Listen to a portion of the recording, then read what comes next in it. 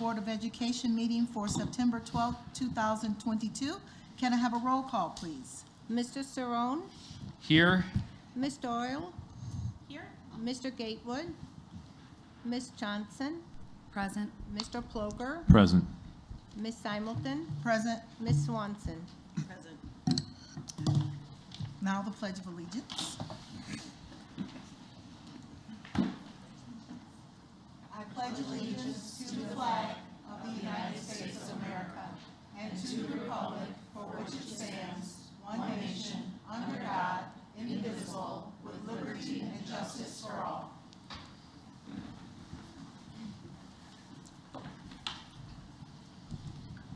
Okay, 4.1, public comment.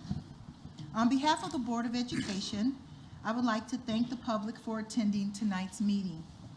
We value the feedback we receive from our residents and encourage everyone to take an active interest in their public school system. Residents interested in speaking to the Board of Education this evening are asked to have completed a comment card and presented it to the secretary to the board. When the secretary calls your name, I ask that you come to the microphone, state your name for the public record, and provide your feedback. Please note that comments are limited to 5 minutes per person and that no discussion of personnel matters or responses to questions are permitted. The board does not participate in discussion during public comment.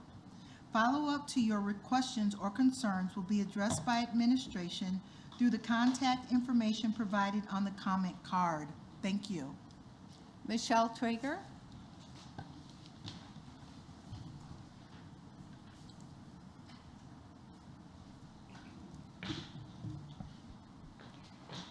Hi, Michelle Traeger, parent of 4 students in 308.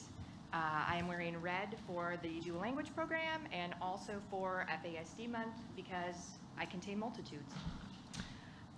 So as you know, we are now in September, which is FASD Awareness Month, and I know that I emailed the board and the administrators some information because State Senator Sarah Feigenholtz put out a press release about FASD awareness last week.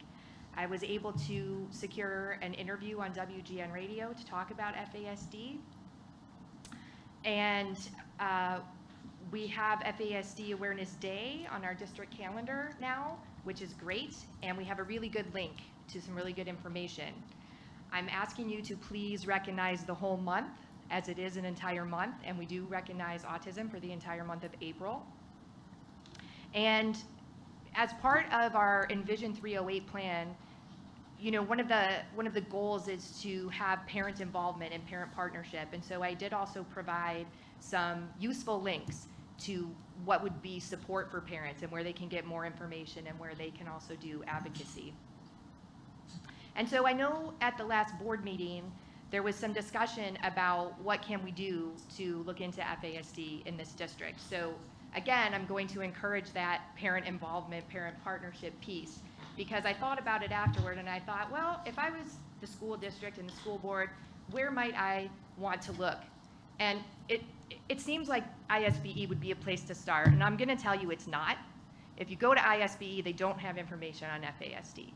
However, if you go to Colorado, their Department of Education, their website, pull it up, search for FASD, information comes up. They have a person whose entire job is to train about FASD and brain injury. In the state of California now, their bill has passed both houses to make FASD a named category under OHI. So we can be late to the party, but we don't need to be last to the party. And I think everyone here knows the abysmal failure of ISBE recently in terms of providing needed resources to students with the most severe disabilities. So I have a couple minutes. I'll just talk a little bit about because we're talking about the climate of learning framework tonight, there's a lot of really good things in there. There's a lot of really hopeful, good stuff in there where I think we could serve our students who have the characteristics of FASD, both in learning and behavioral. I think it would be beneficial to actually be FASD informed when we're implementing that framework. And so some of the things that our students are struggling with, impulsivity, memory and processing speed that's often misinterpreted as oppositional because we say, oh, they know the rule, but that part that's impaired, they forget it. And I go back to that old quote, if you have to tell a child 1,000 times, it's not the child that's the slow learner, right? It's us. We have to accommodate differently. There's anxiety and depression, which we talked about last time in regards to mental illness. And the social expectations and most rules for behavior are abstract, which can be a difficulty. And again, if our students who look typical and have good verbal skills have difficulty with that, we might just see them as oppositional. And that's why I really like this framework, because I feel like there's an opening there to really work with students who have these needs. It doesn't matter how many resources you have, if you don't know how to use them, it will never be enough. And one thing that I will say, I think teachers in SD308 care about their students. I think they can deal with most anything when they understand it. I think they have a lot of pressure on them and they're not paid enough. I think they need opportunities to express their creativity. They need support and they like a good challenge. FASD is cognitive diversity. And we're talking about diversity and equity and inclusion in this district as a big part of that SEL learning. So just to close, I will say by paying attention to FASD, we can increase graduation rates, decrease school violence, decrease student suicide rate, increase mental wellness, build school to community relations, change the trajectory of a large percentage of students. We can help teachers enjoy teaching again, and we might even save some money. Thank you guys so much for continuing to listen to me and for your feedback. Thank you. Crystal Casper.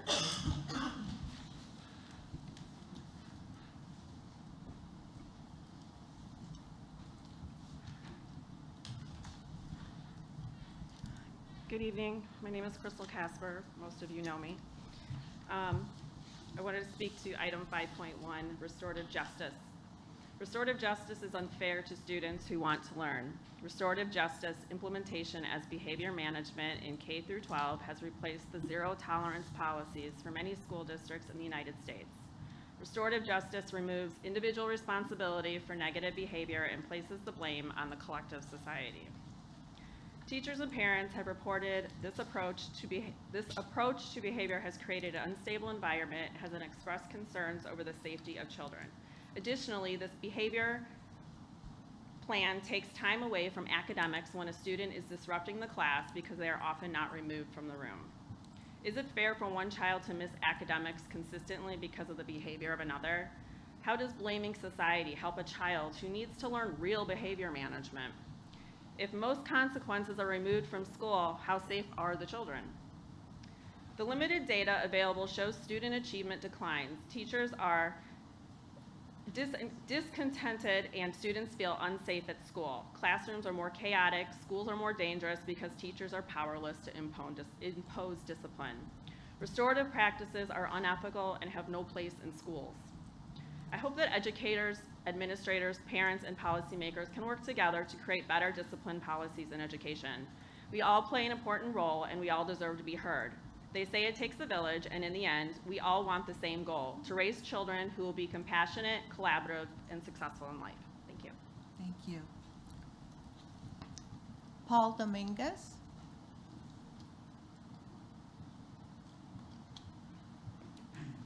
Good evening, everybody. Thank you for having me here.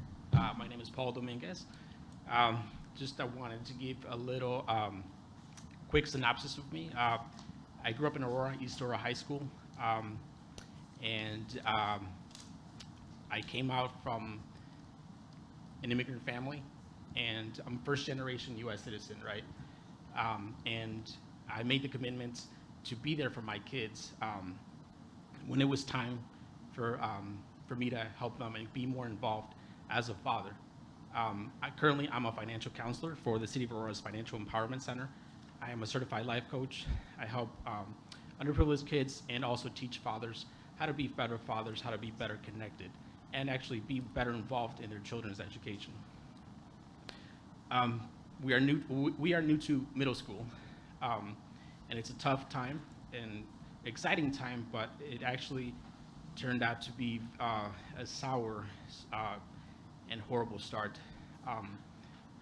The first week, my son was given a survey to take without our, my wife or I's notification or consent regarding sexual identity and gender identity, sexual orientation and gender identity. I was caught by surprise. We didn't know what to do. It was we were totally blindsided. My wife and I are both involved in our children's school. I am part of the Boulder Hills Watchdogs Fathers Group at Boulder Hill Elementary. And now that we joined Plank Junior High School, this situation came about. Coming to find out, I took all the necessary steps, talked to the school principal from Plank Junior High, apologized, did not provide me any clear answers to what the survey is for. Only said, of course, that the school wanted to see what type of groups are in it, and I get it. I get it. Trust me, I get the whole inclusive initiative. I was part of a minority in my time, right? So I understand. However, just given the fact that us as parents, we were not given notification, nor consent, nor the option to opt out of this survey, that I'm pretty sure you can look it up, and it's not in School District 308 policy. I looked it up as well. Talked to the superintendent's office and was not provided with a clear and definite answer of why Plank Junior High School did not advise us of this survey, whether it's optional, whether it's anonymous. I think we as parents have the right to know what is going on in our children's daily lives. Since then, I've been both my wife and I have been very distressed about the situation, and it just seems that we're not being heard. And if Plank's Junior High School's principal provided me an apology, as well as Superintendent office, Faith, and it just seems that it's just not right. I found out it's been going on for the past 3 years, at least, and that's a major concern for privacy laws, for transparency, honesty, integrity, value, everything that I'm trying to teach my son and my generation. Morals, honesty, integrity, which is core, transparency of the district. Therefore, I feel that this needs to be resolved in a more personal matter, not just with a simple apology. Like I said, I'm very distraught about it, and to try to keep it as civilized as I know it's a controversial issue. I know I'm teaching my son to be accepting of everyone's, but I feel that this was a complete overreach of both my wife's and I trust, and it seems that it's an issue that has just been passed under the table or swept under the rug, and I'm here for change. That's why I'm here, because I care. I care for my son's education. I want to be involved. I want to be an involved father, and I want my voice to be heard. And there are other voices right now that are coming out and saying, I feel the same way. Counselors, school teachers, you name it, it's an issue. It's an issue, and I know it's political, but we have to address everybody's rights equally. Thank you. Thank you. Joanne Johnson.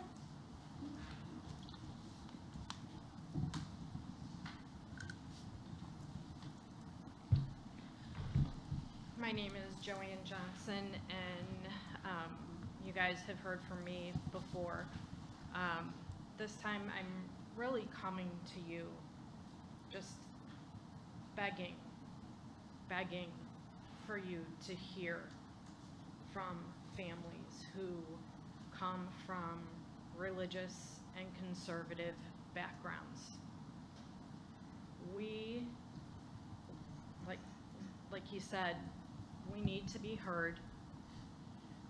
If our children go out and misbehave, or if our children misbehave at school, we are the kind of people where you just need to pick up the phone and trust me, they will get an attitude adjustment, and that happens at home. I understand that it may not be that way for some families. However, it's not okay to overstep a line when it comes to what we teach at home and the values. Right now, I have 5 children that have gone through the district. My last one is a sophomore. This isn't about my children. This is about our community and the children that are going to be going through this. I have both white and black children, and I moved to this community over 25 years ago because of the quality of the education. And I'm extremely concerned with what I'm seeing from our scores being on a decline, transportation issues, mothers that are absolutely distraught when their kindergartner doesn't make it home for an hour and they've not heard anything. Our, janitorial staff, our teachers start their day at 6:30 in the morning. They teach all day long. A lot of them don't even have proper planning periods.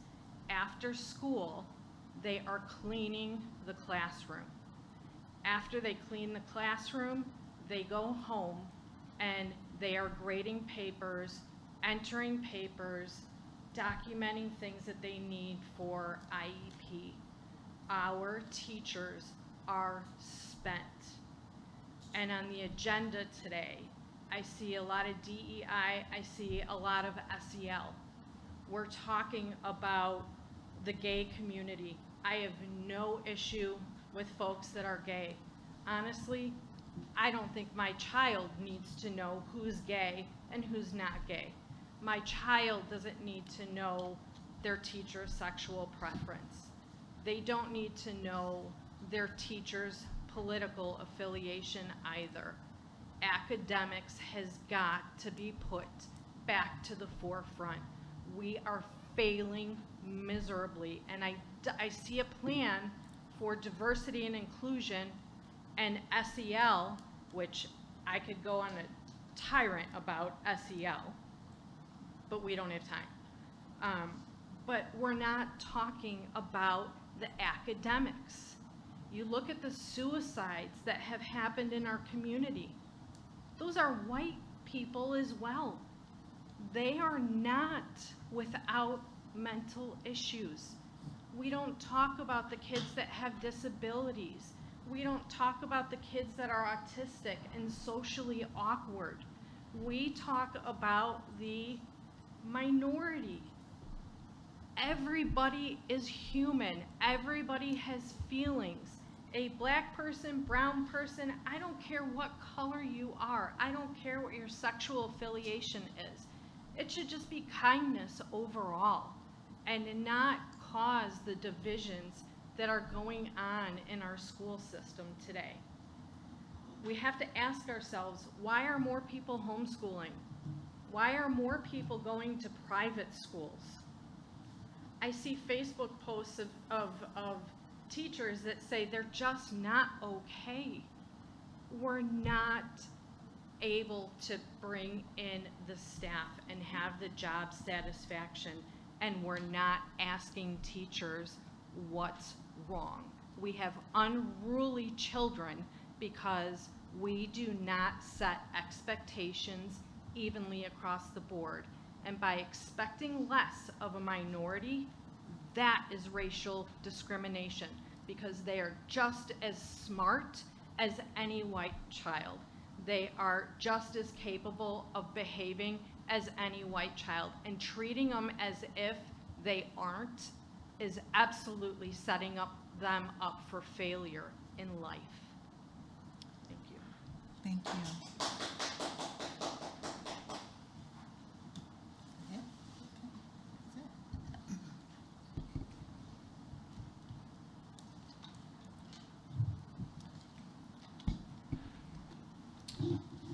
All right, we're ready to move on to item 5.1. Item 5.1 is a presentation on the Climate for Learning Framework. Mrs. Dahlquist. Thank you. Tonight I want to talk about our Climate for Learning, which includes emphasis on academics, SEL, and behavior, and much, much more. The second page is just the graphic that we have of our Climate for Learning framework, and I'm briefly going to go through the highlights of each of the components. The first of which is our explicit SEL instruction.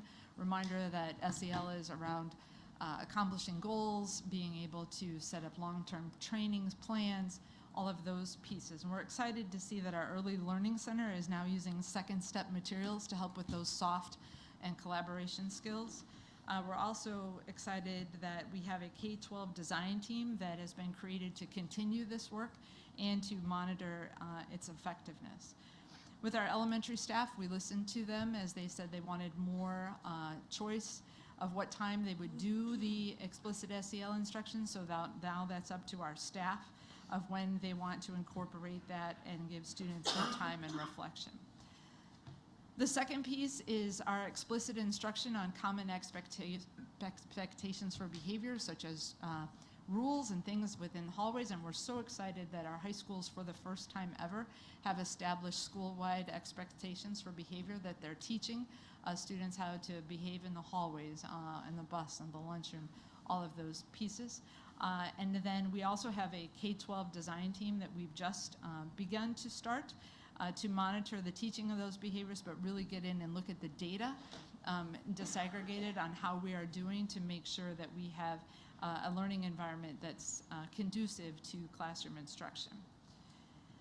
The next piece is the SEL that's integrated with academic instruction. I just put up an example from second grade where we're talking about our inquiry units, and this is our social studies piece where you can see the SEL standards that we're working on there are recognize the feelings and perspectives of others, recognize individual and group similarities and differences, and then use communication skills to interact effectively with others. And we're teaching those and then incorporating those into the social studies lessons. A next really critical piece, and it was great to see our new members of our school board walk in with that. That's part of elevating our student voice. And then also, we've had our student ambassadors that have been working on improving the environment and diminishing sexual harassment. The Amplify event that was held last year will be repeating again. I know the slide says November 3rd. There's a chance it might be November 4th, so I'll get back to you on that piece. And then I already mentioned our social studies curriculum, but it has inquiry components where students get to choose what they are going to study, which resources they're going to use, and ask questions about history and other events. The next part is supportive school and classroom climates. A huge piece of this is the improvements in math and reading. We have K-8 math and literacy design teams that are monitoring instruction, reviewing data by demographics, and then a big push for this year, we're going to be choosing some additional interventions to help with that. I don't think the board has seen this piece of data before, that our grades 2 through 8 math achievement proficiency increased 2 percentage points last year, and that our reading went up 3 percentage points. Our goal, if you recall, by May 26th is to go up 10 percentage points, so this is the first year that we've had this particular data. The pieces before that, we did not have all of our students present, so we want to keep that momentum going for math and for reading. The next piece is around our engagement expectations, that we want all of our classrooms to have these components in them. And a big emphasis is that we also want this ready for our teachers. The teachers' learning environments need to have choice, need to have autonomy, need to have application in pieces. Most recently, the September 6th Institute Day, our elementary teachers had lots and lots of choices of what they wanted to work on to increase their skills in delivering math and literacy instruction, all the way from a beginning level to a person that would be an expert. We had information and activities for them. Also part of that component 5 is that supportive school and classroom climates and DEI. And just a reminder, that is about all students being included, special education students, students of different races. And then we have trained our principals at the end of last year at K-5 on how to utilize their staff to meet the needs in a classroom with a wide range of student achievement. And then our high school social studies teachers were trained last year in teaching different perspectives of history. And then our elementary administrators and coaches are going to participate in frequent trainings about cultivating genius and how to do that for all the students within their classrooms. The component 6 is staff SEL, and here's where we listen to the staff and had support groups for them. And we did make some changes this year based on some of the stress that our teachers had talked about. We've slowed the pace for the K-8 literacy framework for our elementary staff. We also reduced the amount of social studies standards and projects that they needed to do so that they could have in-depth time with their students. And then critical at the bottom there, the last bullet point, is we had feedback sessions with each of our principals over the summer on what we could start, stop, and continue to improve effectiveness as well as staff morale. Component 7 is around supportive discipline. We have a district team that is looking at restorative practices that would be in addition to school consequences, not in place of those, and then having a vision and a plan for how to help with that and how to address that. Also wanted you to know that our classroom walkthroughs that we're doing, we're forming our feedback around climate for learning, and this is the blank form that we'll be using to report back to school staffs as a whole. And then while I didn't put all the interviews in here, I wanted everyone to know that we do pass our Climate for Learning framework out during our certified staff interviews, and then we have a bank of questions that go with each of the categories that we're asking possible future staff members so that they're aligned with what we are wanting to do. With our overall recommendation is that we are making progress with the Climate for Learning framework. Are there any questions? I have a few if no one else wants to go first. I have a few, but go ahead. So staff was surveyed this fall on their own SEL needs. I'm going to start at the back and go back to the beginning, I guess. Okay. What did you find? So some of the things that they wanted to have with that, they looked at, they wanted more time because there was a lot to be able to do, that they were stressed about that, and that they wanted time to collaborate. That was more at the elementary level than it was at the junior high and the high school piece, and that they wanted some of their own autonomy to meet what their needs are, that everybody's components were different about how they react with stress and how they do those pieces. We did give a presentation to the elementary principals, junior high and high school that has it all in nice graphic form. If you would like to have a copy of that, I certainly can share that with you. Yep, that would be great. And then I'm just kind of curious, what changes have you made to this Climate for Learning framework based on the staff needs in that survey? So as we, on the staff SEL piece, or on Yep. the survey from professional development back in April when we asked everyone what they Nope, needed I'm for this? talking about this one. Okay. The staff was surveyed this fall on their own SEL needs, and you were saying that they were looking for time Correct. and a few other things. So could you share with us what adjustments you made Sure. to reflect that We're need? still working on some of those things, but at the elementary principal meeting that we just had in September, we decided not to put some of the other training that we were going to do at the September 6th Institute Day, and gave teacher teams time to meet, and pulled back on some of the social studies professional development to give teams their own time to apply and to be able to have time to work together on that. We also made the choice at the elementary level to push off some of the writing training and give more back to reading, to have more in-depth conversations around those pieces. At the instructional coach level, we talked about having all of our first grade teachers trained in Faunus Pinnell, in talking with them about what staff was already using to be able to group students. We decided that was not necessary, and instead we would be meeting with them and learning about their own data to be able to move forward with what that looked like. Those are some of the changes. Thank you. Sounds like you're responding to what you're hearing and making adjustments. Is that correct? We're trying to. Not all adjustments are things that all people want. Can I jump on that because it goes with yours? So we asked, I don't remember how many meetings ago, about making these lessons more interactive. So I guess my question is That was going to be my next question, Yeah. actually, was I was moving up to yeah, I mean, component like 4. we've talked about that several times. We did, About, yep. especially at the high school level. I was at 4. Yeah. Oh, no, maybe it was, oh, well, it's. I had listed all slide of 3. them. But have we, Yes, so the high schools moved to a more integrated approach to SEL. They're not talking having separate lessons. And especially at the freshman level, that's where we're working with that, where we have during the academic support periods and those pieces that we're having our student services actually do some of those guided lessons or having recording things. And I know it's only the first few weeks of school, but trying to have a much more different approach at the SEL level for high school. can I ask what you two think of the new SEL? Hi and welcome.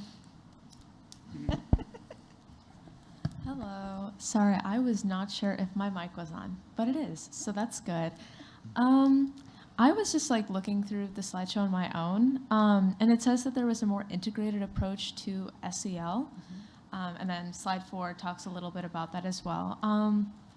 I don't know if I missed it, but could you just reiterate how it's being integrated? Like, is it in the classroom with teachers and things like Sure. that? So the emphasis is at the freshman level, where they're coming in and having that as part of their ongoing orientation and pieces that they're meeting with that. I doubt as upperclassmen if you're seeing a lot of the integrated SEL lessons. We're also having conversations where around inquiry and around those pieces where you can talk about productive struggle, where you can talk about how do you resolve conflict, where you can talk about what is your long-term goal after high school and what are the steps that you're going to take to do that. All of those are SEL skills that can be integrated in there without saying we are now having explicit SEL instruction.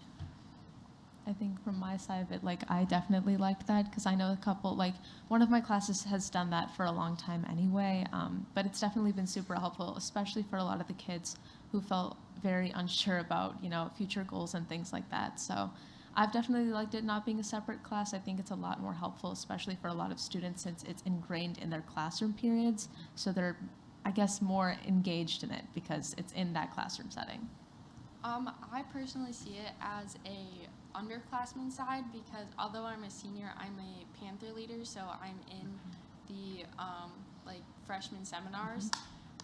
So I know we've had a couple presentations this year about like the behavior matrix and things like that, and we've also implemented in our presentations and just how we interact with our freshmen about like how we should act, and I think that's helped them a lot because it's allowed them to like build a trust with us so that we can like have conversations more as adults rather than a teacher talking to a student. So I think that that's really helpful to put it in freshmen's like guided studies. Very good. That was actually going to be, Go ahead. And- well, I had a few questions and I got to go and Allie took my time. I did. Well, but So, can we, needs to can we go. get some others in here to get some questions answered? Because Yeah, don't can I wanna- ask my next one though? Yeah, and then let's. Thanks. So, Student Advisory Council, while I appreciate hearing Ms. Dahlquist thing, you guys are here, and there was the line in our component 4 about leading the work surrounding improving the climate by diminishing sexual harassment. Can you share a little bit what that means and how you're looking at improving that climate? Could you just tell me what slide it's on so I'm looking? Sure, it's on slide 6. Okay. There we go. So I know that last year, as many of you know, that was the focus of our work.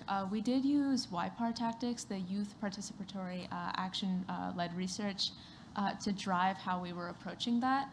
That was primarily done through that student advisory survey that we administered at the beginning of the year. And throughout the year, what we had done was do further research on separate districts and I guess student perspectives within OHS and OE on how exactly they viewed it and the environments that they saw it occurring the most often, or the environments that they believed were prone to it. That work had kind of been centralized upon last year, and seeing as this year we had the sexual harassment presentation that I know at least for OE plenty of students did attend. We talked about expectations that I guess exist within our schools regarding sexual harassment, and those things are still being implemented into classrooms. I know I have one class specifically with a very motivated teacher who did want to attend that sexual harassment presentation, and she talked about being able to kind of come to her and a lot of other teachers that have the signs around the room that say that, you know, we are open spaces to come and interact with them with. But we had discussed at our last student advisory committee meeting possibly administering that survey again this year. Because as we're talking about improving the climate by diminishing sexual harassment, that's something that we've passed on to our staff and to our teachers by developing provisions and things for, of course, our superintendent and Dr. Jadone Waller to work on. So by administering another student survey this year, we'd probably be able to understand a bit more in depth about what needs this year must be addressed, especially with the new incoming freshman class, and if sexual harassment should at the very least be something we should continue addressing this year. So you're expecting with that survey to show that you actually have made improvement in the climate based on that? Or that's not, No. Sorry, Dr. Sparlin, are you shaking your head, or? I would say not necessarily an improvement, but more so if students still feel the need for it to be something that we have to focus on and create more provisions for. We won't have a specific question saying, have things gotten better, but more so we should provide it as an option for people to openly and freely be able to think for themselves and say, you know, is this something we still need to talk about? And of course, depending on the responses, and especially if we get even a remotely high number of responses saying that that's still an issue, it will of course be something we continue. But Dr. Sparlin. I was just going to say, you know, part of that conversation in regards to the survey too, Anya, was, you know, we had sexual harassment was number 1, and then we had items 2, 3, and 4, and at our next meeting, we're going to bring back that information to the group to look at that survey data again, disaggregate it, and then determine if we're going to address what items from last year's data, if we're going to go with that in regards to addressing, or if we are going to give another survey, because as you said, 25% of the student population is turned over. The seniors from last year are gone. We have the new freshmen, and none of our data contains any of that information. So, Yeah. Well, and I'm just cautiously asking that we make sure that if we're going to start talking about making promises to our students about making improvements to this climate, that we actually follow through and measure if we have, and what we need to adjust. Oh, and yeah. not just let it be a one-year topic. no, I agree with you 100%, Ms. Doyle. And to be able to measure it, that would have to come later. That would have to come later in the year. I mean, you couldn't measure 3-4 weeks into the school year as we're just starting to implement the, you know, the initiatives that Anya just outlined. Right. Yeah, and if you walk through the schools, you'll see the you'll see the posters or the items in the doors that's for the Totally safe seen those. spaces, and make sure you click on the QR code, because the QR code has a lot of information on where to go to get information, who you can speak to for help, and all kinds of good stuff that's continually changing as we're adding to it, subtracting to it throughout the year. And you're That's adding good to that know. to all parent communication as well, so that they're aware of that? Yes, the high schools have, yes. Thank you. All right, so Jared, we'll take your questions and then we'll go to Jen. Jen can go first. Okay, go Jen can go first. I just had a question on slide 13 regarding the interviews.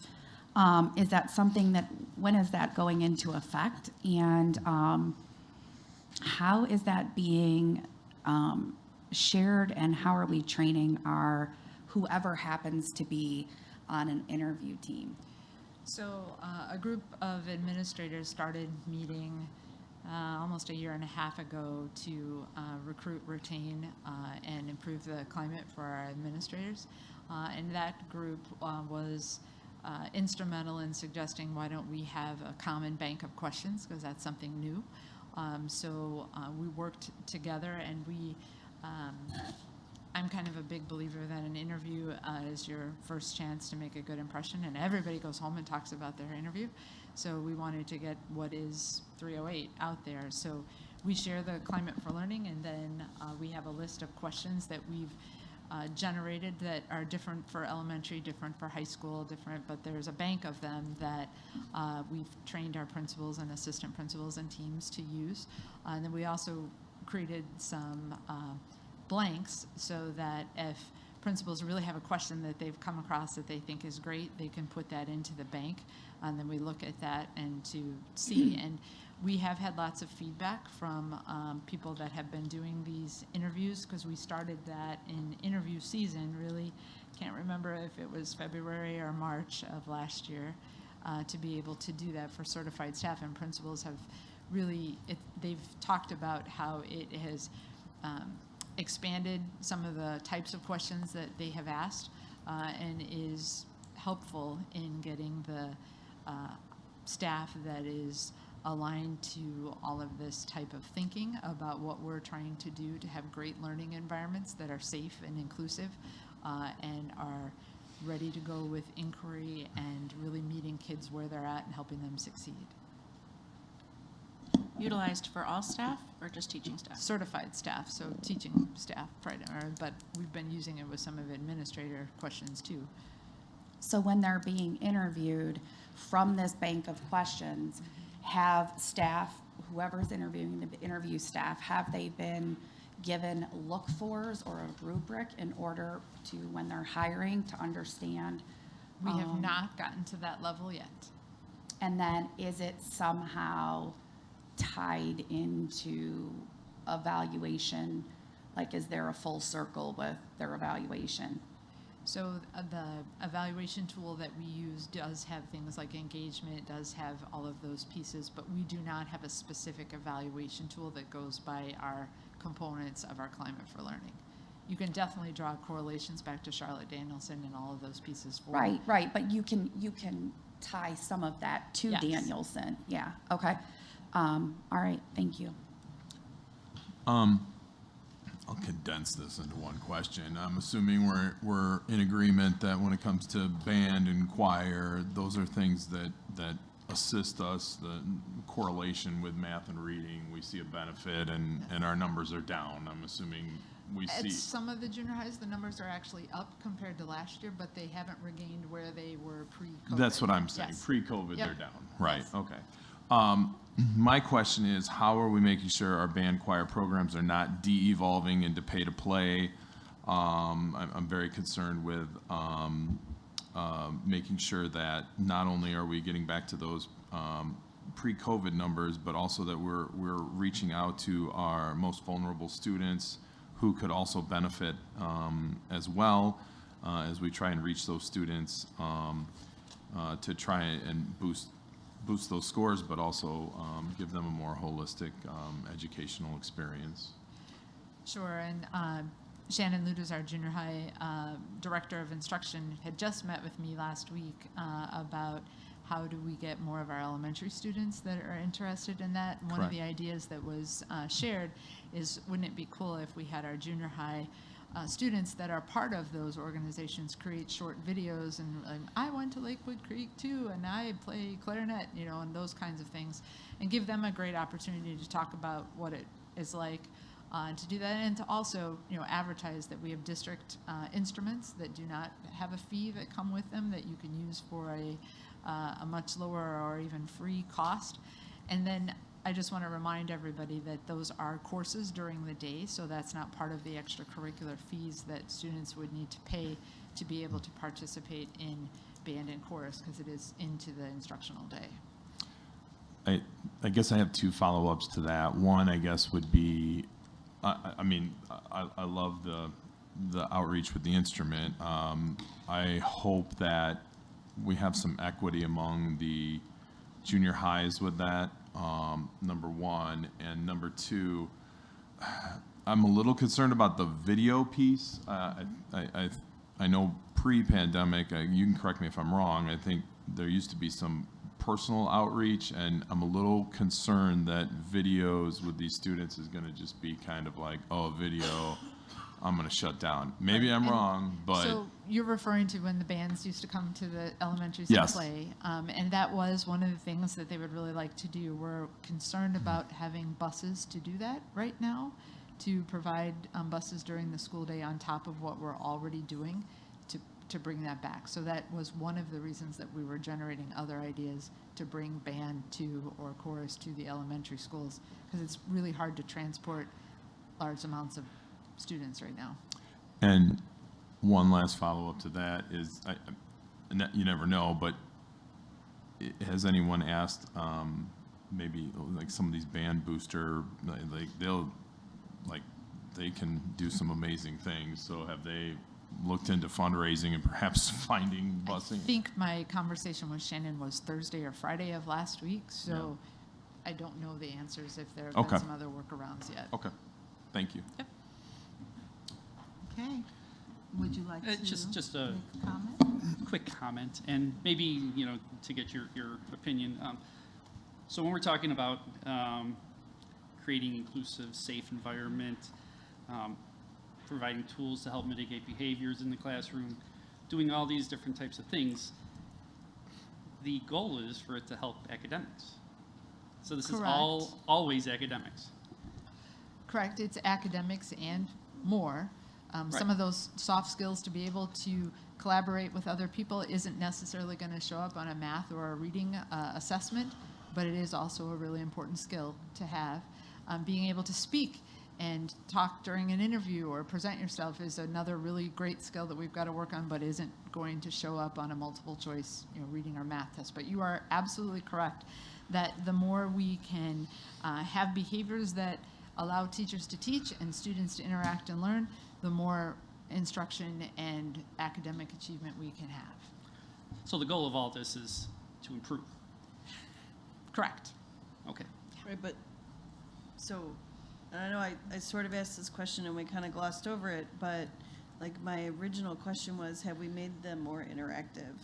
Like, have we, like, it's not engaging if you're just sitting and talking to them, and it sounds like we're trying to engage a little more with the freshmen, but like my concern continues to be, just like it was last year, that we're not engaging kids when we're having these kinds of conversations.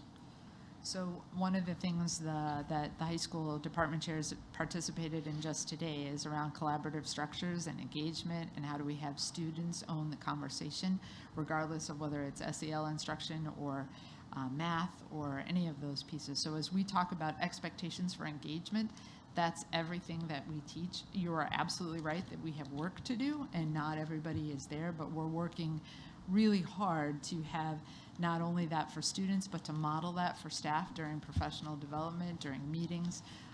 Tomorrow at the all principals meeting, we'll be doing collaborative structures and working on engagement. So yes, there is work to do in that area, but we also are improving.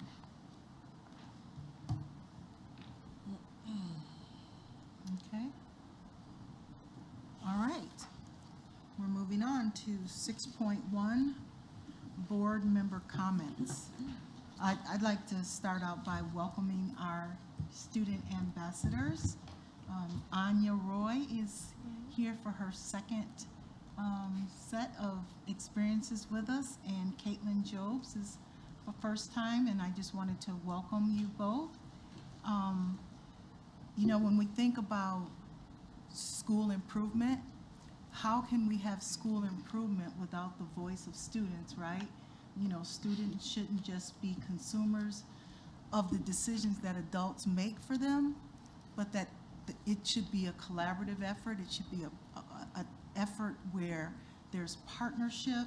And so it's really important for student voice to be present, and that's why they are here with us, and they bring so much enlightenment to our discussions. And so we're excited to have them here. Thank you so much. Oh, yeah.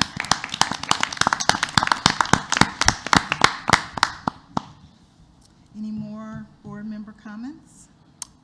Yeah, I made my first on-site visit during school hours. I was at Boulder Hill. That was either last week or 2 weeks ago. It was recently. Great to see staff and students in action, if you will. I entered one teacher's room, and of course they knew I was a teacher, and they said, "How's your year going?" And I said, "You tell me." And they said, "This is great." And I said, "I agree," and it was awesome. And so that was a fun moment, to say the least. Very impressed with there's an outdoor common area outside Boulder Hill. I can't even, I don't think I can list all the community members and community organizations, staff, and administration that have worked on this. Unbelievable, very impressed. It's still not done, but what they've done so far is very impressive. As I toured, if you will, I did kind of take a look at the Boulder Hill playground equipment, and you know, I won't ask or put you on the spot here, Dr. Sparlin, but at some point, you know, I am curious about if the equipment is scheduled for replacement and if we have that budgeted for, but for another time or during your comments is fine as well. So, but that's definitely a question I have about that. What's that? I think he has an answer. Oh, if you have an answer. Yeah. I do have an answer. Oh, great. We do have a replacement schedule for the playgrounds based on the life expectancy of that equipment. Sometimes we need to move up that schedule depending on where the equipment is, and sometimes we're able to push it off, you know, as long as there's no safety needs. But we do have that. We do have that on the schedule. Yes. Awesome. And then one other piece, I did prepare this for tonight, and I apologize, I'll try and make it quick, and it's the theme is redundancy, and I just wanted to touch on a few things. So while many districts are suffering from busing services and many districts had issues during the pandemic, the uncomfortable conversation here is that we do not have the reserves necessary to create redundancies and more safeguards in our systems. That creates stress and prevents us from finding buffers and ways of thinking outside the box, or sometimes forces us to think outside the box sooner than we would like. We experienced very rapid growth here in our community, which limited our ability to create redundancies and reserves. Good people were left to make tough choices, in some cases, perhaps not the best choice, but difficult choices nonetheless. However, we are paying a price beyond what we see. You can see it when we can't play teams at the junior high level beyond our boundaries and now can't bus students to away games within them. You can see it when we have to figure out what to do maintenance on and what not to. You can see it when a parking lot lifts a divide between some of us, not because no one wants to build it, rather because stakeholders seem to not see the rest of the costs going on. And all of us want to work together. But as we grow again, we must realize stress will return unless we are working together to alleviate it at the same time. If we do not recognize now and take in the lessons from the past now, the issues busing shortages are causing are merely the tip of the iceberg. I am not anti-growth. I am pro-plan. I am pro-infrastructure. Schools are infrastructure. Just as making sure resources in a bridge are necessary for that bridge to hold, so too are resources needed for schools to hold as well.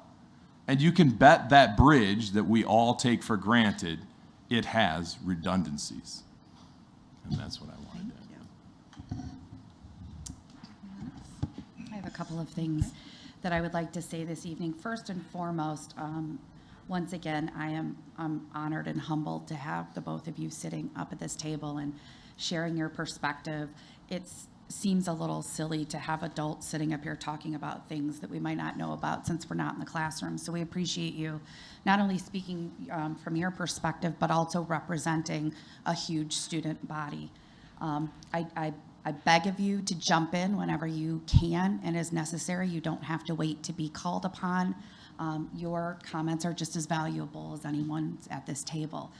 And just for transparency, I want everyone to know that Anya had to go through the grueling process of interviewing for this position. Again, she was not just handed to it, so congratulations on sitting at this table again. September is significant for many reasons, 3 of which I would like to highlight today.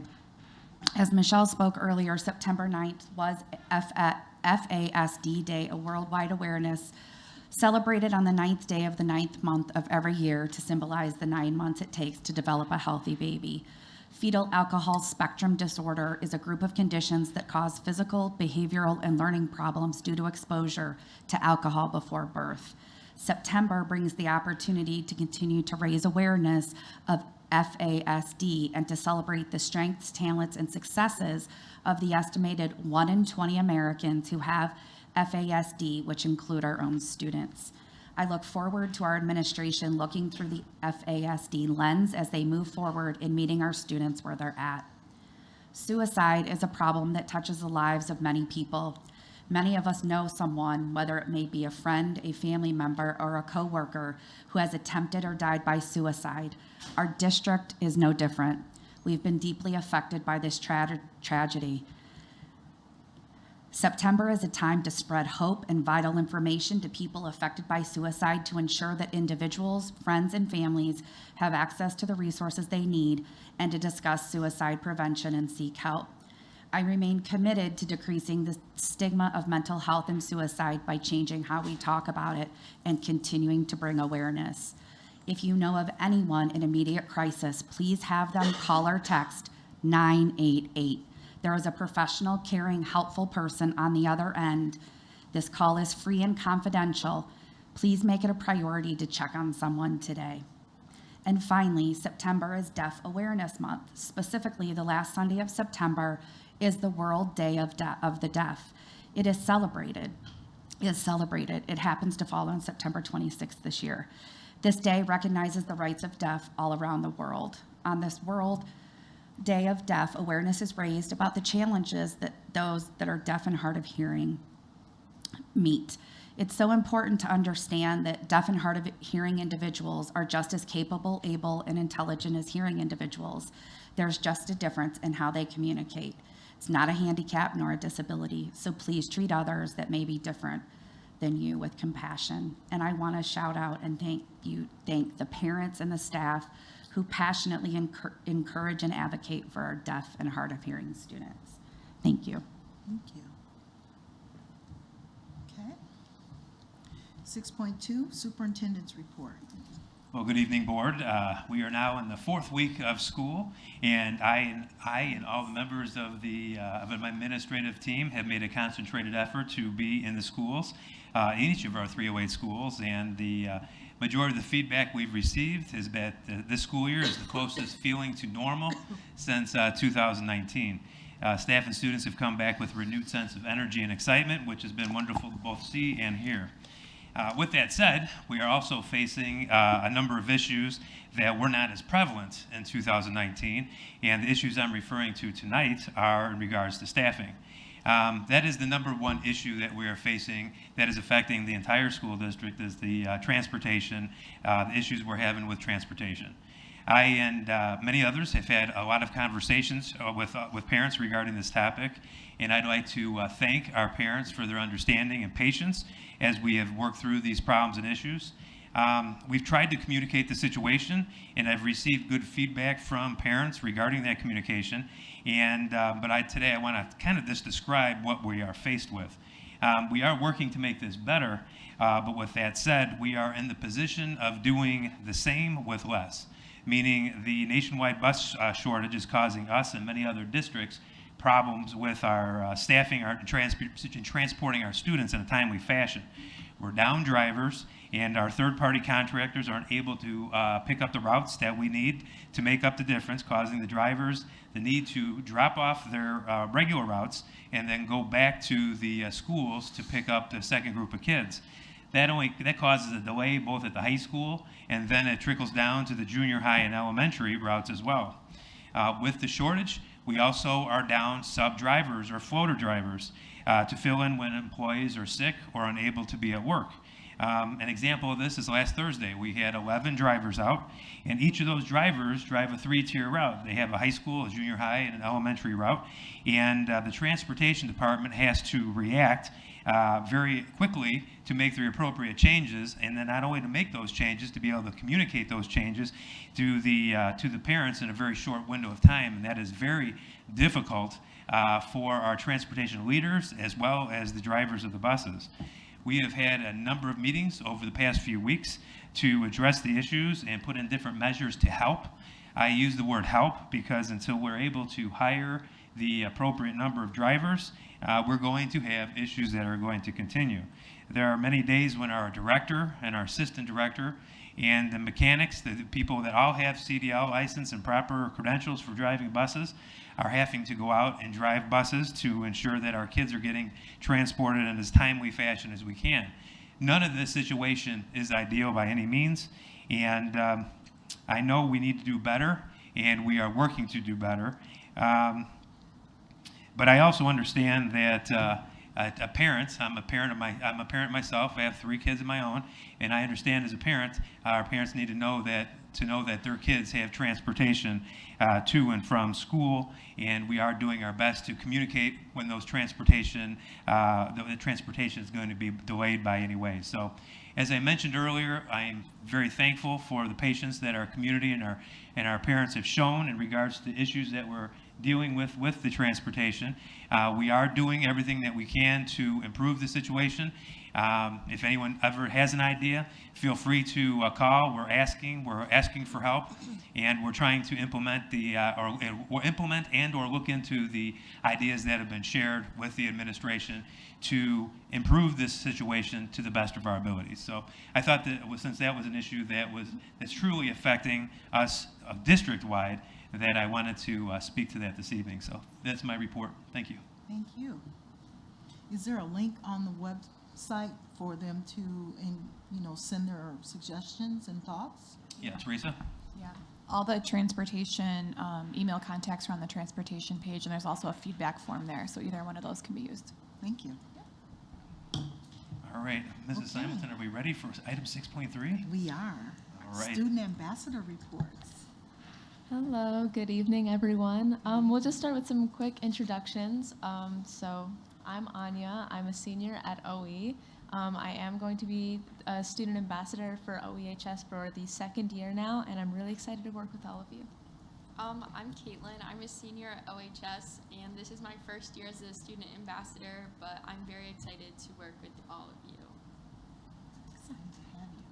So we'll just get started with the report. We did have our first Student Advisory Committee meeting last week. We got to meet the new members that came in this year, which was really exciting. They all were so passionate about the work we were doing, and it was really good to start that conversation with them. The first thing we did was talk about the value of perspectives in our committee and how embracing the diversity of our respective communities is extremely important, whether that be academic, based on their extracurriculars, race, identity, all of these things are extremely important, and that's why we actually also considered possibly sending out more Student Advisory Committee applications, which Caitlin will expand a little bit more on, in order to make sure that we're best meeting the needs of the diversity that's required in the SAC, because we're representing a really wide portion of our student bodies, and having, maybe possibly around 5 students from each school doesn't feel like enough, but we have to do our best to make sure that we're being as inclusive as possible while making sure that our committee is as efficient as possible as well. We also recognized the work of the Student Advisory Committee last year and found a lot of importance in administering that first student survey, which I talked a little bit about earlier. Our role as student ambassadors and the role of the SAC is to make sure that we're understanding the thoughts and needs and concerns of our students. And in order to do that, we have to directly communicate with them on the opinions they have about how things are operating in our school, whether that be academic, whether that be socially or emotionally. And that first student advisory survey that we administered was able to accomplish that. Though we did get a lot of feedback from students. I know I did personally, and so did Colton last year when he was here. We definitely want to put that into our survey, but we were thinking about administering it again to make sure that we are properly embracing these ideas that our students have and make sure that we're responding to the ones that are most important to a wide majority of them, as well as the ones that are sometimes unheard. So as Anya mentioned, one thing we decided on our last meeting is how we'll get more students and different perspectives involved in our committee. In order to do so, we're currently discussing and working on developing a Google form in which students can share their perspectives and why they would be a valuable asset to our committee. We want to emphasize that all student voices are important, so the data that we gather from this, whether they are chosen to be on the committee or not, It will help us learn more about what problems we have in our district and what perspectives we really need to reach. So we hope that we can get this form out soon, and we look forward to working with more students from our district. Very good. Are there any questions about any of that? How many students right now do you have on the SAC? I believe it is 3 from OEHS, one of which is me. We have Monica, who is coming in from last year. And actually, we have 2 more, so then it would be 4 from OE and then 3 from OHS, which were the 3 applicants who were interviewed, one of which is Caitlin. Yes. Just wanted to make sure everyone understood where those other students came from. Go ahead. So you're looking for 5 students total from each school? Around that amount. Of course, we're not going to cap it there. If we realize that there are students that will make an amazing contribution and it goes to maybe 6 students, like, we're not going to cap it at 5 just because of that. But kind of making that estimation and making sure that it's not getting too large or, as of right now, remaining too small, so we're not getting enough perspectives. That's kind of the ballpark estimate that we made at our last meeting. But of course, we're going to be subject to change depending on the responses. Thank you. Okay. 7.1, consent agenda. Are there any questions on the consent agenda? What I do on 7.2? Are we going over the whole thing? Okay. I just have 3 quick, I'll make them quick questions on 7.2. So and the first one is just kind of background knowledge. I'm sure we all know this, but just want to get it out there so everybody viewing is aware. So when we talk about impact fees, that money comes from the developer. It goes, in this case, to the village. However, it's not the village's money. The village just acts as basically, hey, here, the deliverer of the funds. Somebody can correct me if I'm wrong, but they set the amount that the developer is going to pay the school district through the village. Anybody want to correct anything I've said as being incorrect? Okay, so that we've established that. And I think that the amount in this FOIA that's being questioned is somewhere around 180,000, correct? Correct. Okay, and the question, and I'm assuming this goes probably to a general fund because we have a laundry list of things that we're backlogged on. For instance, like when I went to Boulder Hill and I said, hey, what's going on with the playground equipment? Right, that I'm not saying that has to be done tomorrow, but right, it's probably on a list of things that need to be done. It gets deposited in Fund 20, Operations and Maintenance. Okay. One, and somebody can correct me if I'm wrong, but one of the things that is out there as a potential bill or something that someone wants us to, perhaps this school district to put funds towards, is an amount around $160,000 towards improvements to Wolf and Harvey. Am I incorrect in that? You're correct. Okay, so bear with me. So we have developers giving the school district through the village about 180,000, and then now there's a bill for about 160,000 potentially going right back out towards an intersection out here. Potentially. Okay. I just want to make sure that we have all of that clear so that we understand that those are very close to being equal amounts. That's all.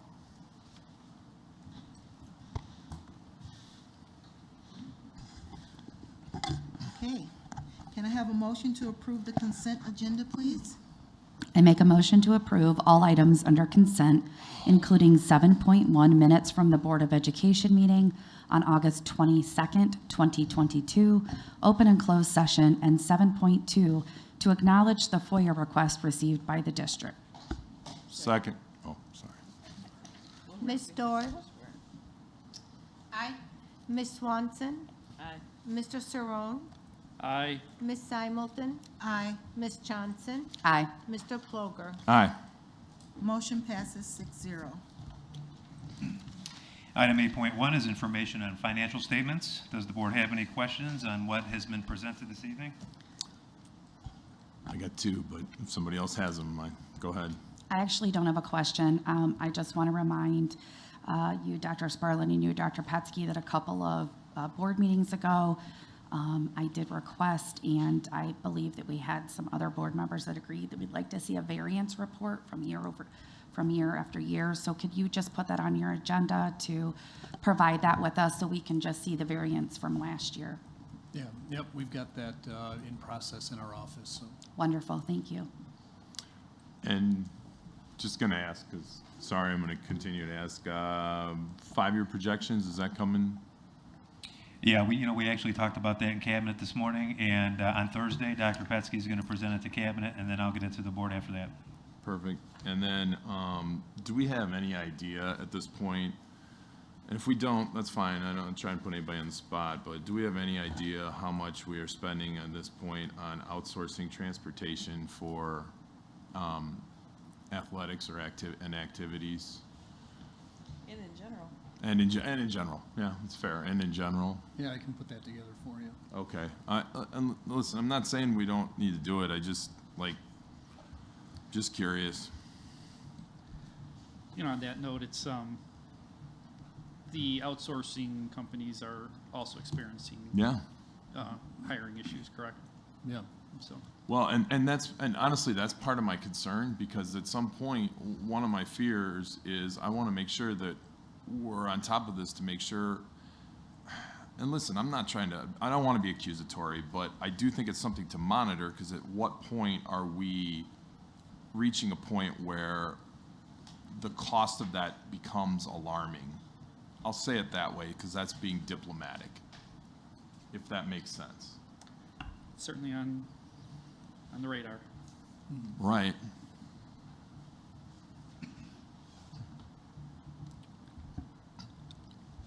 That's it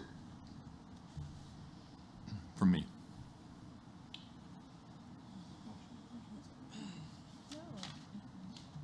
Information. All right, we're ready for information?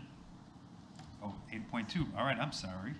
8.2 is a continuation of our discussion regarding our district mission statement.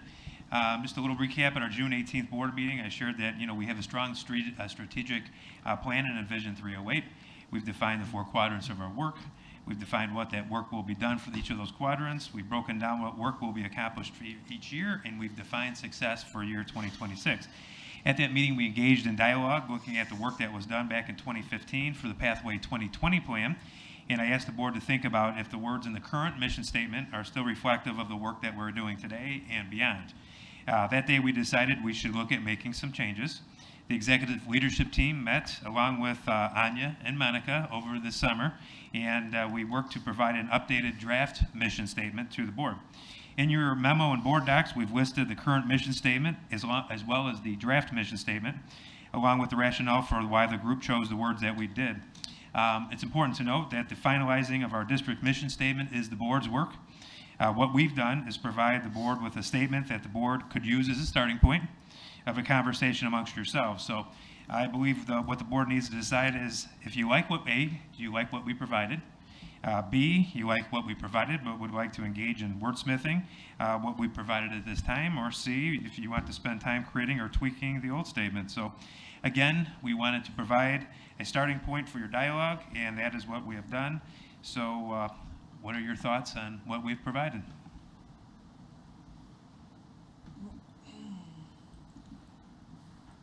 As I said in the board docs, you have what the current mission statement how that reads, and what the draft mission statement that we came up with is, and then again some of the rationale for the changes of some of the reasons why we used the language in the new statement that we did, and some of the verbs that we utilized in there. So can I just ask, are we being asked to pick a word? There's a highlighted section on the draft starting point for discussion. Choose one or none. Are we simply being asked to choose one or none of the words suggested?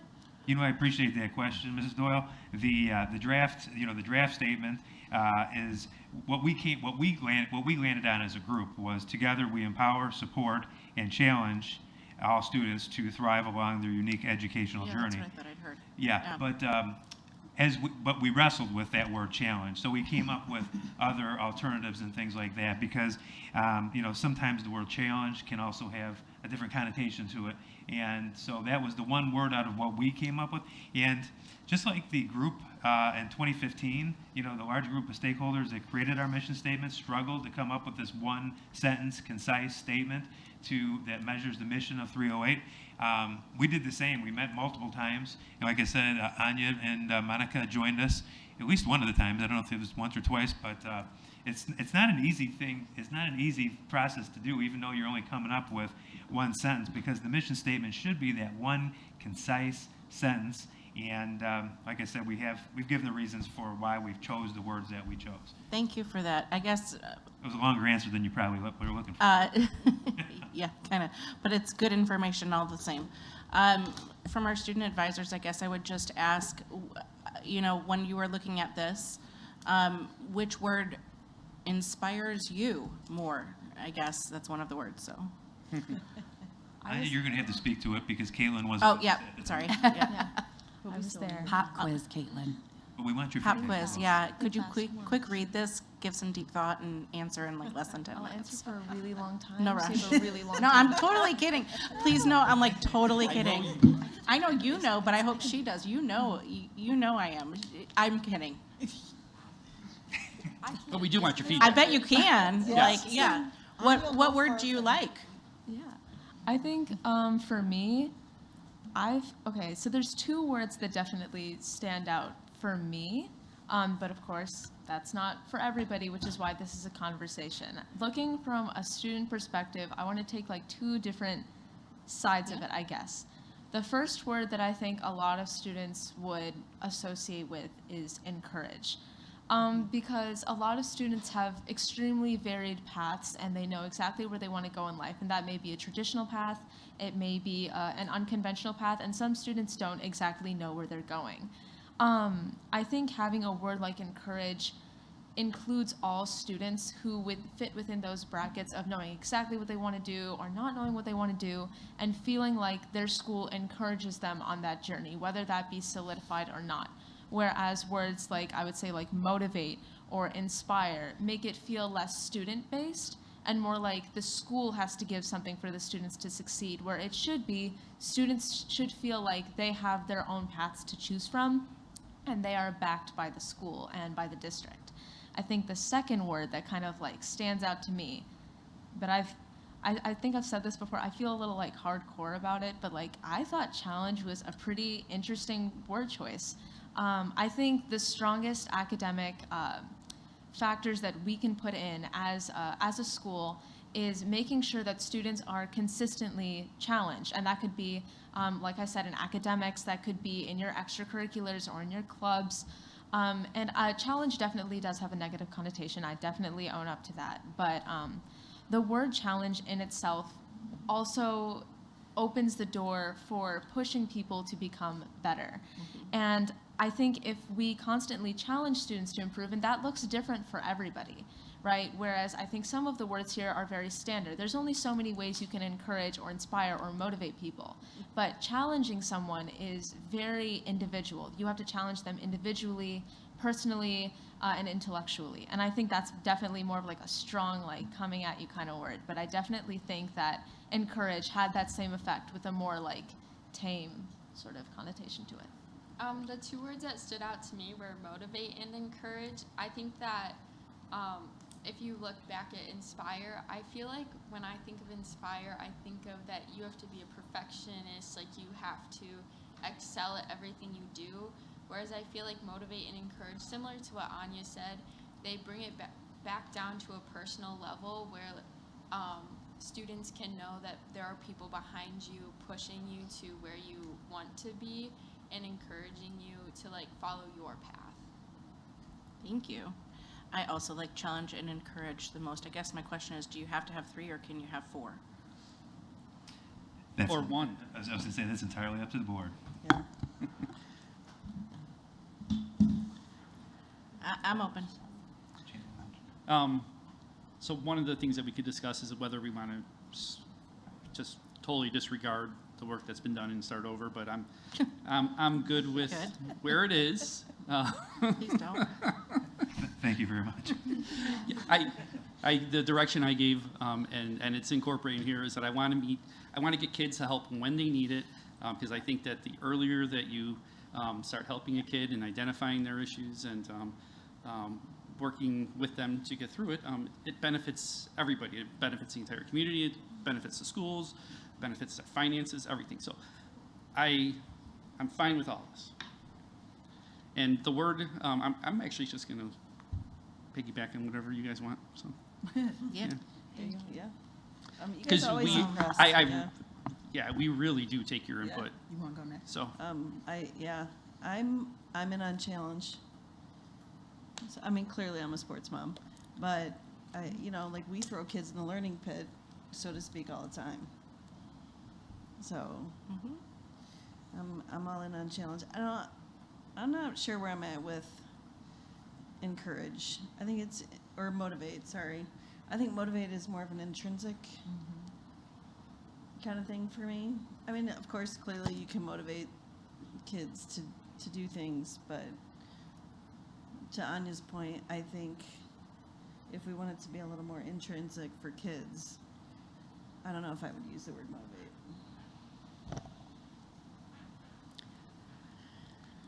Well, I have two thoughts. I think, first of all, we needed to address this. It was 2015, and I think the world's come a long way since then.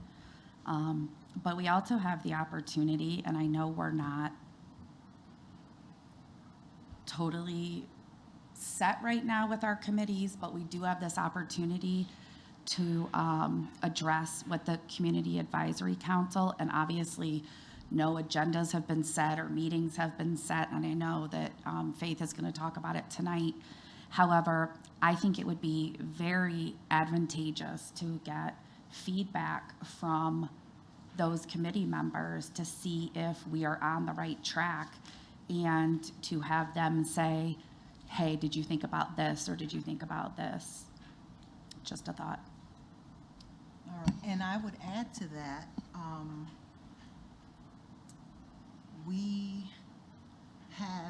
we just had a climate and culture survey, and this was drafted prior to us getting those results back. And I think it's really important for how many students, Faith? I mean, how many staff members took that survey? 1,400. 1,400 took that survey. And I think it's really important to find out, what it said in terms of, what our mission statement would be. And I would certainly want to take a deeper dive into that when it comes to the climate and culture statement. I see we have a statement here, but I think we could do, there's a lot more here to discuss. And so I would say that's going to be a really important place to start. And that's where I am with that. LaTanya, can you clarify, what does that mean for what you'd like for the next action step?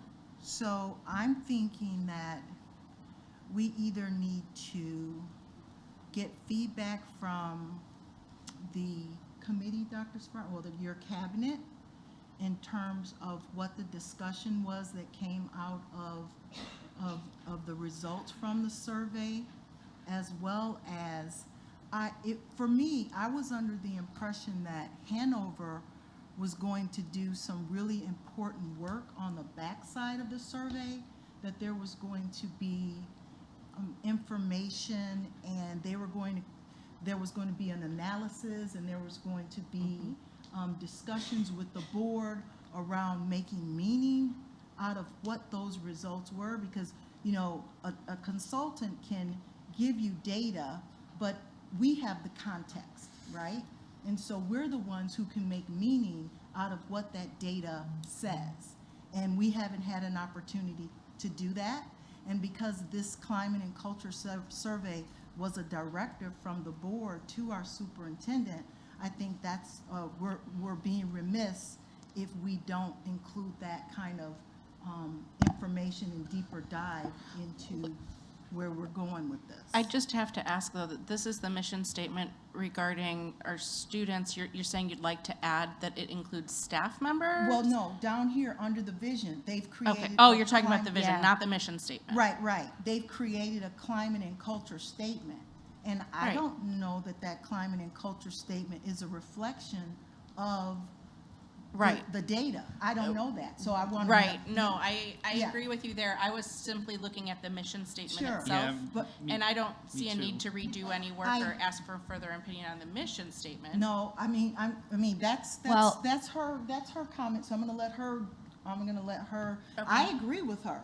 I agree with her that on the mission, because, I would. Do you I would expect that to dramatically change? I don't think so, but I think their input, you know how many times we talk about voice, and you talked about. Well, yeah, we did that like the whole last year. We were talking about this voice thing. That's why I guess I'm No, confused. What about those well- people's voice? But with the mission statement, these are all aspirational, right? So Right. we're trying to get here. If we put this out, and let's say we put it across the district, and it's in every window and every office door, and we say the foundation of our district is built on a positive culture of trust, but So we have a You're survey, down in the climate Well, and culture that's statement. but we have a survey that says that Right. we aren't there yet. Yeah. I don't know that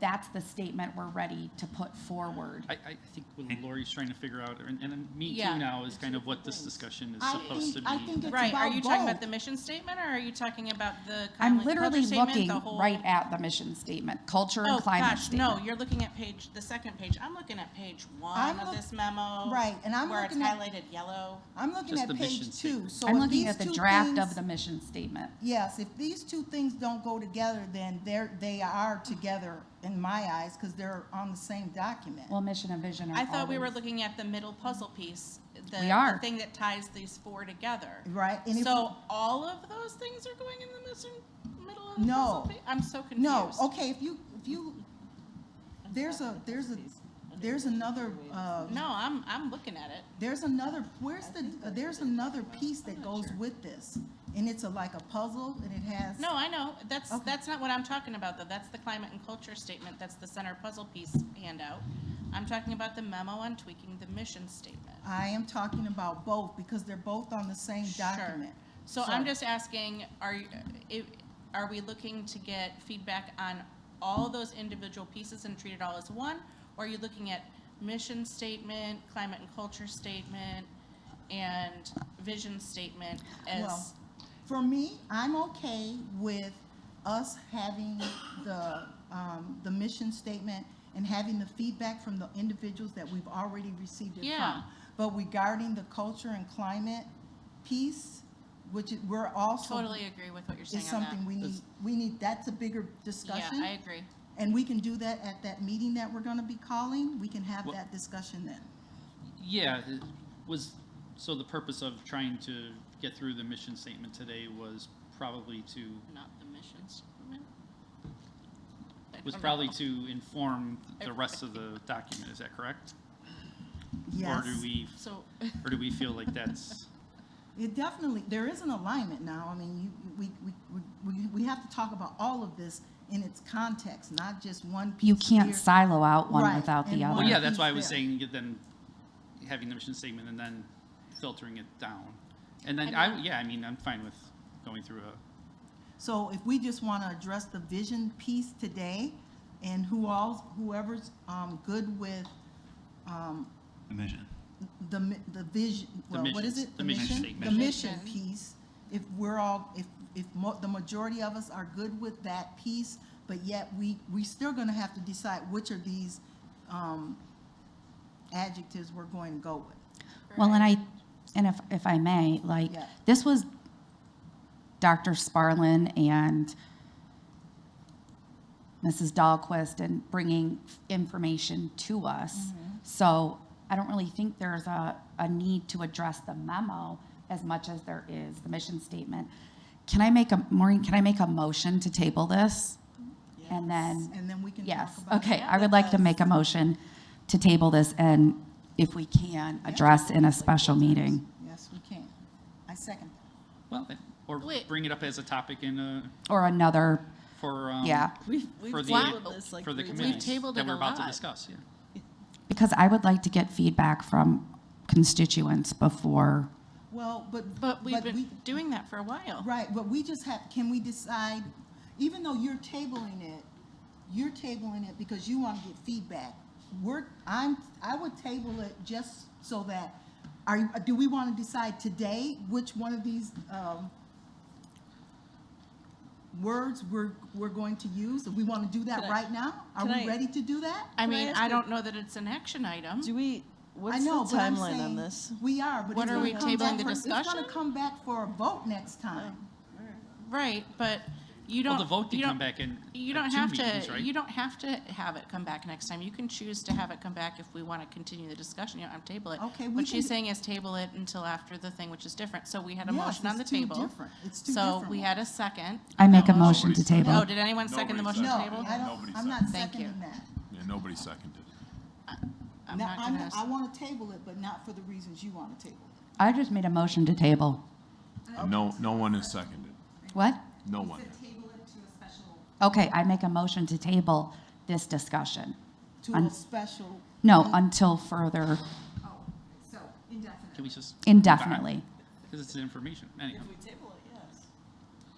It would come back as information because if you table it. I mean, I It don't. has come back for information if I we don't table it? see that You agree to neither. table it. You It's could not vote necessary to to not table table it, it but and if you want to, You know what, I'll second, let's do it. yeah, All right. All right, so you have a second, so you Second. take a roll call on Yeah. the motion to table it.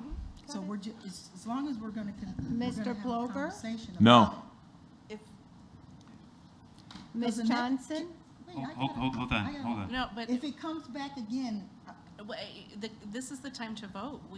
You either vote to table it or not. If you think that there's more discussion to have tonight, I would encourage you to choose accordingly. but if you're okay tabling it tonight, Yeah, I mean, Also that's choose just what it is. We're voting to table. So. okay. was I up? Did you call me? Ms. Johnson? Yes. Ms. Simulton? Yes. Mr. Saron? No. Ms. Swanson? No. Ms. Doyle? No.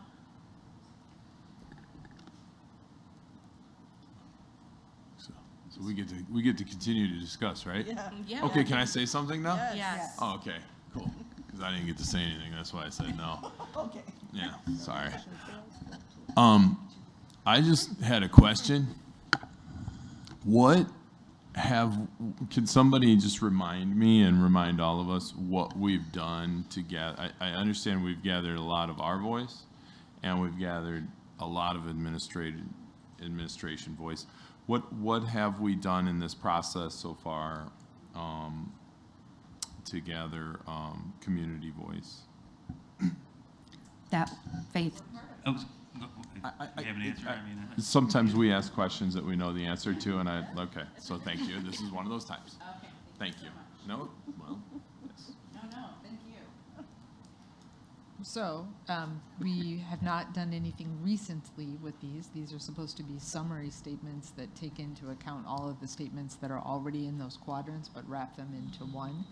So the process pre-COVID, which now seems many years ago, but we did meet with over 3,000 people, some community members from different groups, parent groups, lots of staff to create the statements, revise them, go through all of that process to make those statements.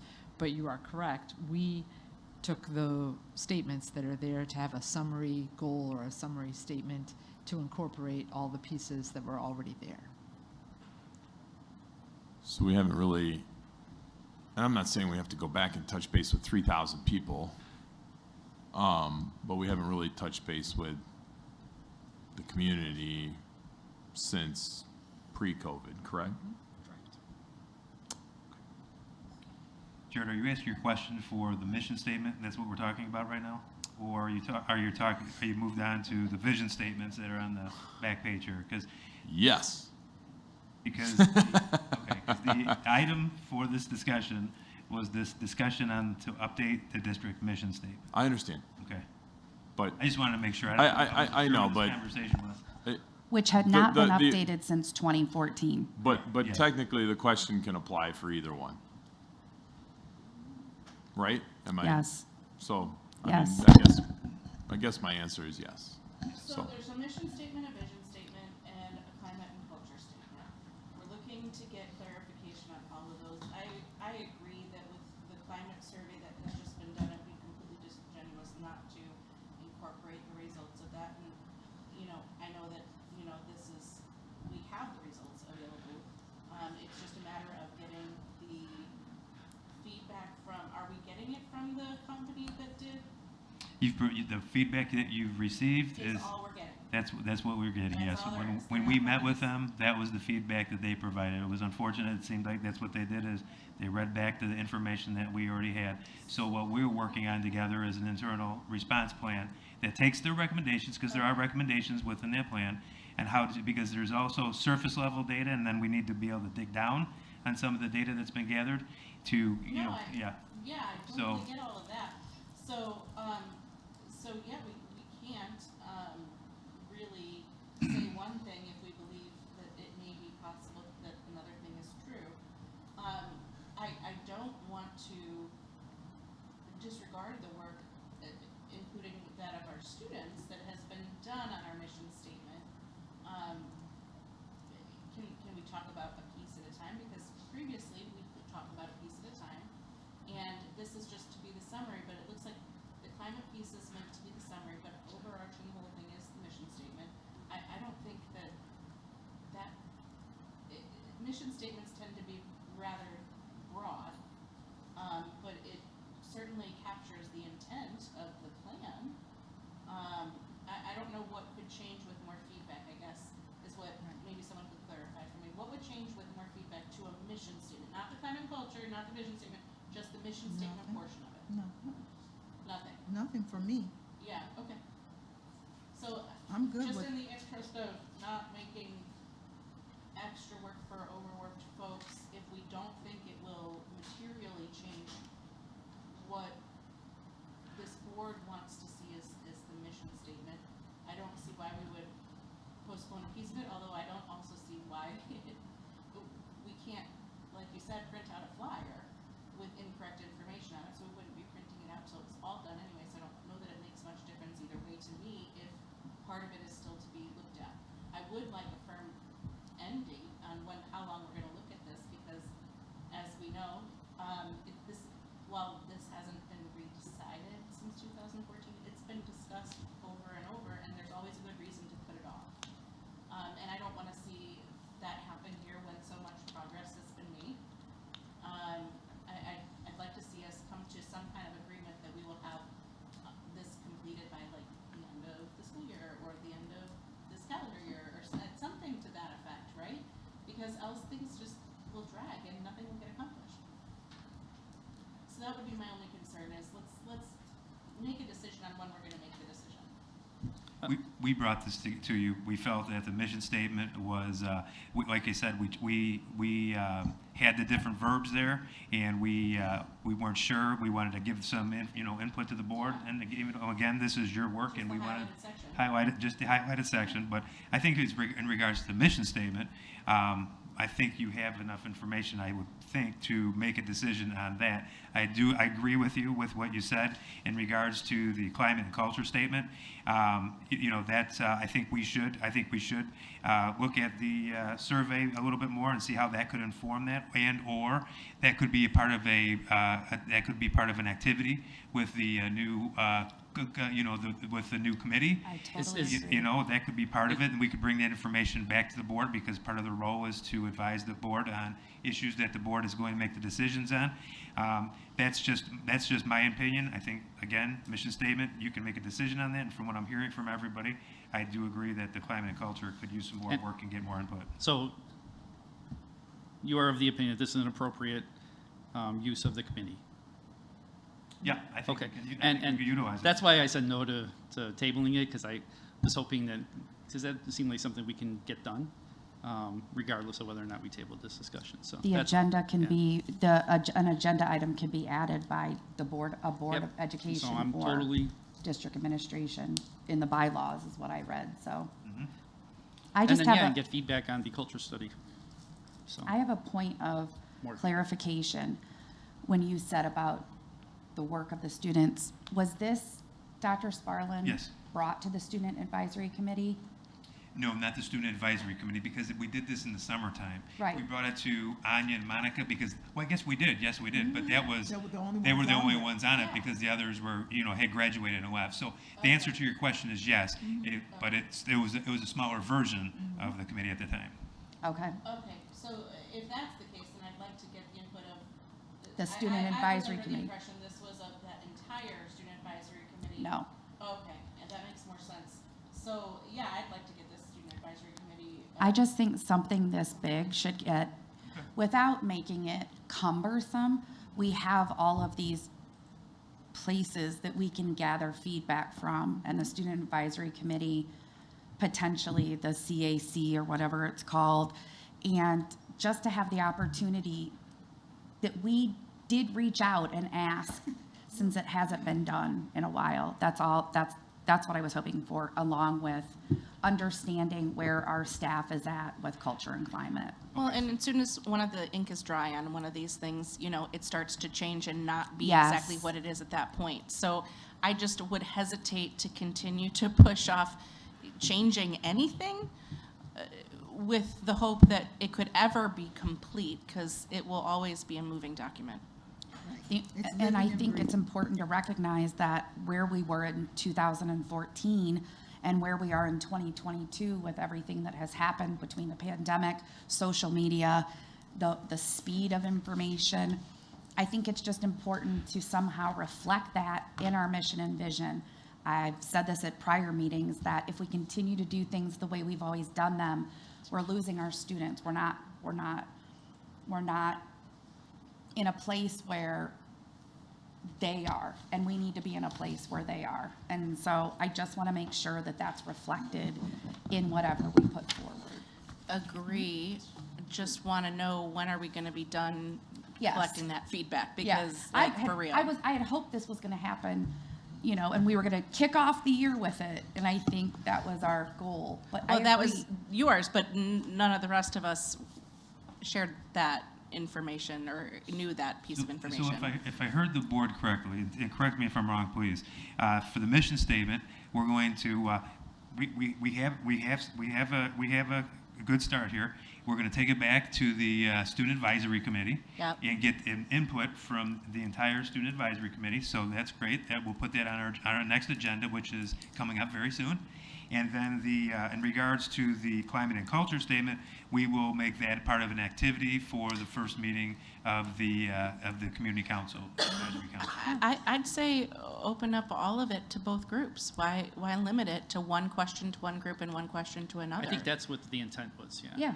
Yeah, I think the intent was that the three pieces be Yeah. open to both groups. Dr. And not to That's agonize okay. over words, but maybe to get a feeling of the, If that seems to fit where people are trying to see us go. I think you take these three things. No, I got it. Yeah. And to the different groups, and that's it. Bring the feedback back to us, and then we can make the final. Is that give you enough that you're going to ask the climate, the vision statement, and the mission statement of both groups? So an So agenda this- item for not just the mission statement, but the climate and culture statement, the vision statement, and the mission statement. All right. This whole Yeah. flyer. I think we got it. Yes, I we, think we got no, it. Just I've making got it. sure. And I was just by waiting for then, him to nod. We truly will have gathered He's input still from right. a very wide range of Yes. stakeholders, and that's what the board wants. Thinking That's exactly. calendar year, thinking school year. I think, well, When does- it will depend on the first meeting of the Community Advisory Committee. That will probably be in October, so I would say this calendar year, yes. Before we Sounds- go on winter break will be the goal. I could Yes. support Oh, this that's calendar Let's put- year. Yes, let's make Yeah, that a and goal. so this is a, All right, this is a thank great you. thing for the community, for one of our kickoff meetings. Yep, we have direction Fun. on this, so thank you so much, and we I will like bring it. it back in December. at the Right. latest. Sounds good. I like it. It's time for Ally to go to bed. No, I'm just We totally missed kidding. our It's not. 8:45 deadline. Yeah, yes. We and blew by that. Please note that Jennifer did try to table this conversation to Thank help me you. reach that goal. We I got think there, we're well and that's past it. important. No, but truly, I thank you, Lori, because I would love for us to be, I think it's fair, it's not fair to give our leadership just kind of like no direction. I think this will give everybody something to work towards, and we need to get it done. So thank you for pushing for a date.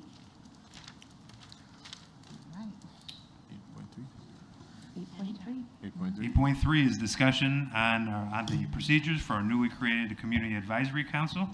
I just wanted to say a few words before Faith takes off with the presentation that she has, and I wanted to start out by reflecting on the conversations and discussions that have led to this point with our current structure, because our current structure for board committees has been probably in place for 9 years now, and during that time there has been not a whole lot of change to it. You know, there's been a little bit of tweaks. We've added the Equity Committee, but at our June 18th, one of the items we talked about was moving forward with this item that we're going to talk about, and I showed a picture of a group of people rowing a boat, and with the analogy that each of the four board committees should be pulling in the same direction, working as a cohesive unit.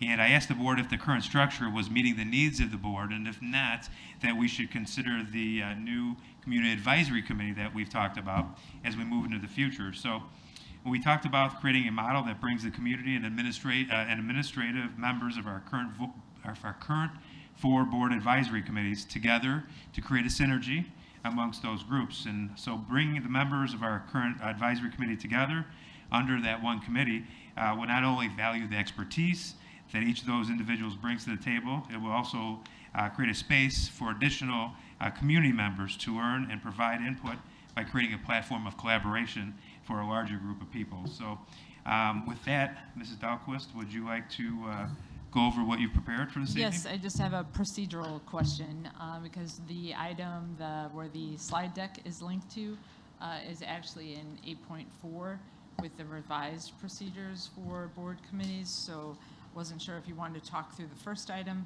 and then get to my slide deck that we've prepared, or if we wanted to go slightly out of order. I mean, to do whatever's the slide deck appropriate. first. Right. Right? We need to do the Well, slide deck. yes, I just didn't want to launch into an item that we hadn't opened yet. Oh, I understand. I see what you're saying. So what do I need to do? Anything? Right. Are there any questions on 8.3? Any questions on 8.3? No, I have no questions. Okay, All let's right. go to 8. 8.4? But does anyone else? No, you can do No, I 8.4. didn't. Let's go to 8.4. All right, so what we've done here is just to further explain the why behind this. This is the Board Advisory Committee. This is very familiar to the board. This is just lifted from the memos that we've had before, talking about the purpose, where we want the advisory committees to be 2 school board members and district administrators, where we are having complex conversations and really getting into deeper issues. And being able to really vet a lot of the conversation before it comes here to the board. Again, these would be open meetings, open to the public, and agendas posted with time for public comment. And then we also have the Community Advisory Council, which would be something new that we would involve community members to have lots of feedback and have a lot of membership, but instead of having silos of conversation, just looking at the equity lens, just looking at finance, we would have those groups come together to be able to discuss things. It sounds like the first order of business might be looking at the mission statement and other pieces, looking at all of that from those different lenses. Again, these meetings would be open to the public and agendas would be posted. There'd be a lot larger membership in this committee, but again, it would be to bring everybody together and to be able to appreciate each other's perspective and then have robust conversations, again, from various perspectives. So why are we changing the board committee structure? And another question that I want to make sure we're clear on is we really do want collaboration and community input and want to continue that. So what will those pieces look like? So one of the things that I know I've talked about before is that all forms of governance strive for three things but accomplish only two really well. They all want to be fast, open, and stable. But in the education business, for a long time, we've been open and stable. We want to have collaboration, we want to have consistency, but fast is not something we've done super well. And then came the pandemic, and we had to react really quickly. We have to be able to do this. But I also want to look at this next slide where it talks about what technology and all of the information that is available out there is causing government and even human beings to react to, which is requiring governance to be, the demand for fast is getting even greater. So as we have conflicts over fast, open, and stable, we're having to look at different ways to governance, which I think summarized greatly why we are doing some of these things. We have to get a little bit faster. And one of the ways to do that is to build trust. And the more times that we can get into small groups and have in-depth conversations between board members and district administrators and still have the public there and still have them open to that, the more we can get to that faster sense of trust and agreement and know that we have similar values and are working toward those common pieces. And ironically, this chart also shows you that the faster that you can get, the more trust. There's a strong correlation as you work through all of those. So we're changing the board committee structure for policy, teaching, and learning, equity, and finance to be more flexible for speed and to build trust between administrators. However, we don't want to give up the collaboration piece. So for that, we're creating that community advisory council. And if you recall this slide, which I've been talking about a couple of times before the board, is what that traditional type of leadership looks like, where you have a leader, people are in silos in their teams, kind of a transition, and then getting to that design-centric leader. I applied that same knowledge to our board committees, where we have our current SD3 board committees are up in the upper left-hand corner there, where we're siloed off of those pieces, where we really need to be able to get to that speed of information and interaction is that future piece where we have those committees, but they're all interacting, you know, with each other from their different perspective and then feeding that back up to our school board. And I would hope that that would help a little bit with the why we are doing what we're doing. Question? Ms. Dahlquist, this seems like we already went through this. So what is different about this than what we looked at the last two times? Is there anything new? No. Okay, so this is just another way of restating the exact same thing we've been saying the last two times. Just want to make sure that I'm not missing something. It was just more of explanation of why, correct? Okay. You know, this is more of a process question. We are inviting current committee members to be a part of this council. And we're doing it with the idea that bringing in people of different experiences that are on different boards and maybe have been there for a while or maybe haven't, and bringing them all together and get all these different experiences. As transition happens and as there's turnover in the committee members, just one of the things does it make sense to kind of like say, hey, you want to be on this advisory committee, which one of these four things interests you the most, to maintain that kind of diverse thought? Just something that, I don't know if that's the answer, but if that's one of the things that we want to make sure that we have, She can't determine that. That's for, I mean, that's board work, right? Yes. So that's, she can, I mean, well, I don't know give us the form that would work, but we get to decide if we want to maintain that transparency with the community. Okay. So that would be, I guess, if this is an annual thing, something for every year to be decided. Sounds okay. I'm guessing because I still understand this differently than I had thought. Well, I'm asking. That's what I'm seeing on here is in the board committee in 8.5. Yeah, what what Dominic is stating as as committee changes overs and things like that. So each year, as people come and go, and we add and subtract from the larger community, that we should, correct me if I'm wrong, look at those new people coming through the lens of the 4 committees that we have to ensure we maintain a balance in the larger committee with people that have viewpoints and expertise from the current. And you're right. I mean, to me, that's one of the good things about this. So I guess as a board, Lori's got way more experience on me on on determining what would be a board thing that we got to determine if that's important to us. So. I think it's a fine suggestion for later down the road when we have people. Understand. It might be worth putting it in the policy, though, if we're looking at this policy in the next agenda item. But isn't that determined by the application? Well, that would be one of the application questions. Right. Which it is Yeah. now. Yeah, because one of the things that I've heard, and I don't necessarily believe, I don't know whether it's happened or not, but that because board members have picked the members of the community advisory committees, that it's if you're friends with them or if you like them or what have you. So I think we also need to address that somehow in the application and how our people are being picked.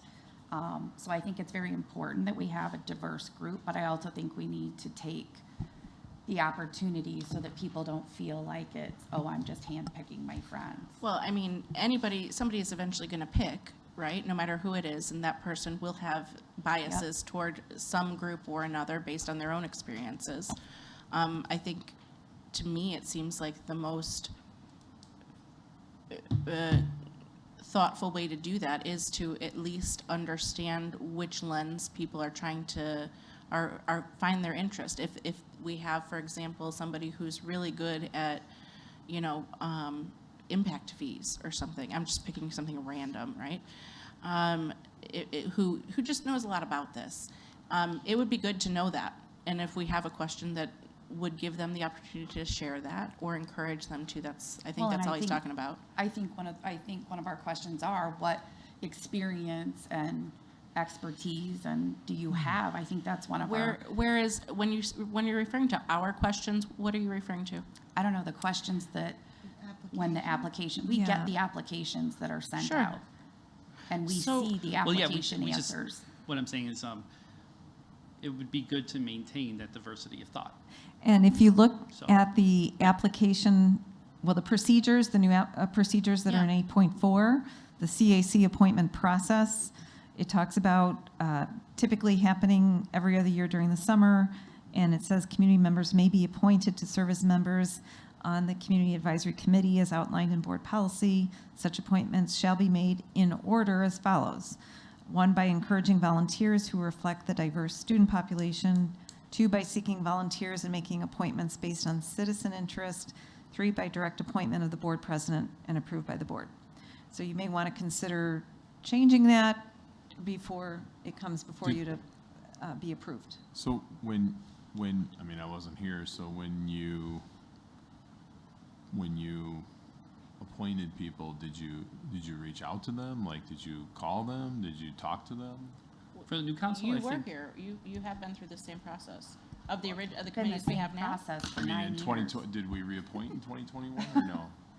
I'm just asking if we reappointed. Yeah, I think we've been, nothing is, literally nothing had changed. Well, that's what I'm asking. In 2021, okay. Yeah, so, what's in here, Jared, is what we currently do. Right, so I mean, right, that's what I'm asking. Well, that's what I'm asking. In 2021, did you do this? So, yes, but every committee, as we recall, had been doing it as spots were needed to fill. That wasn't so that 2021. No, but you were still on a committee at that point. I was. Yeah, okay. But nobody called me. That's okay. I mean, he I wants was to happy be to really sure we're talking about the same thing, and are you sure yet? He got an email. Okay, Yeah, so he I got an email. That's why I'm in asking. 2021. That's why I'm asking. I'm asking question. It was all done through email. Yeah, so, Okay. but Seems like a legit question. Was your question answered, Jared? yeah, that's, I guess. Yeah, I think it was. So I mean, I don't. So I mean, I'm asking because like you had brought up right, like there's this perception, and so I don't know, like I'm puzzled by it, I guess, because I know, like, when I was appointing people, I would call them up, and I was like, full transparency. There was one person who said, "I can't believe you're calling me," and I'm like, "Well, I call everybody," and we had a nice conversation, and it was. I think what she's speaking to is that while you might have done that, another board member might have done something different, Yes. and another. So we I want get to it. make That's it why I more was asking. standard. Yeah. Okay. Like, what do we need to Which address it in wouldn't any be of these because it's items? for only one committee as compared to 4 committees now. So the standardization would come through Yes. Right. the new structure. Yeah, that's, Right. the only thing I would add in the policy, just for the sake of board functionality going through time, is that it be a rotating, we should put into policy that it's rotating board members, because while one group might feel that they are best suited for that, you can always have changes, and maybe the next group wouldn't feel as transparently about it. And you would want to make sure that you're creating in an opportunity for all board members to hear directly from community And all members. board members, from my understanding, Faith, can Be present. They be just present, cannot and we have to No, have. but I think we need to put it, my opinion would be that we need to put it in that it will be on a rotating basis. That was one of the options in here in our policy.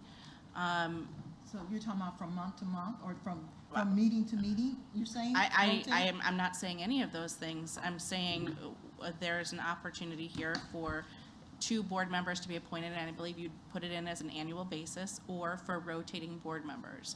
So whatever think that looks like, we need why more would than it 2. matter? If we're all providing the same experience, it gives more opportunities to Yeah, more people.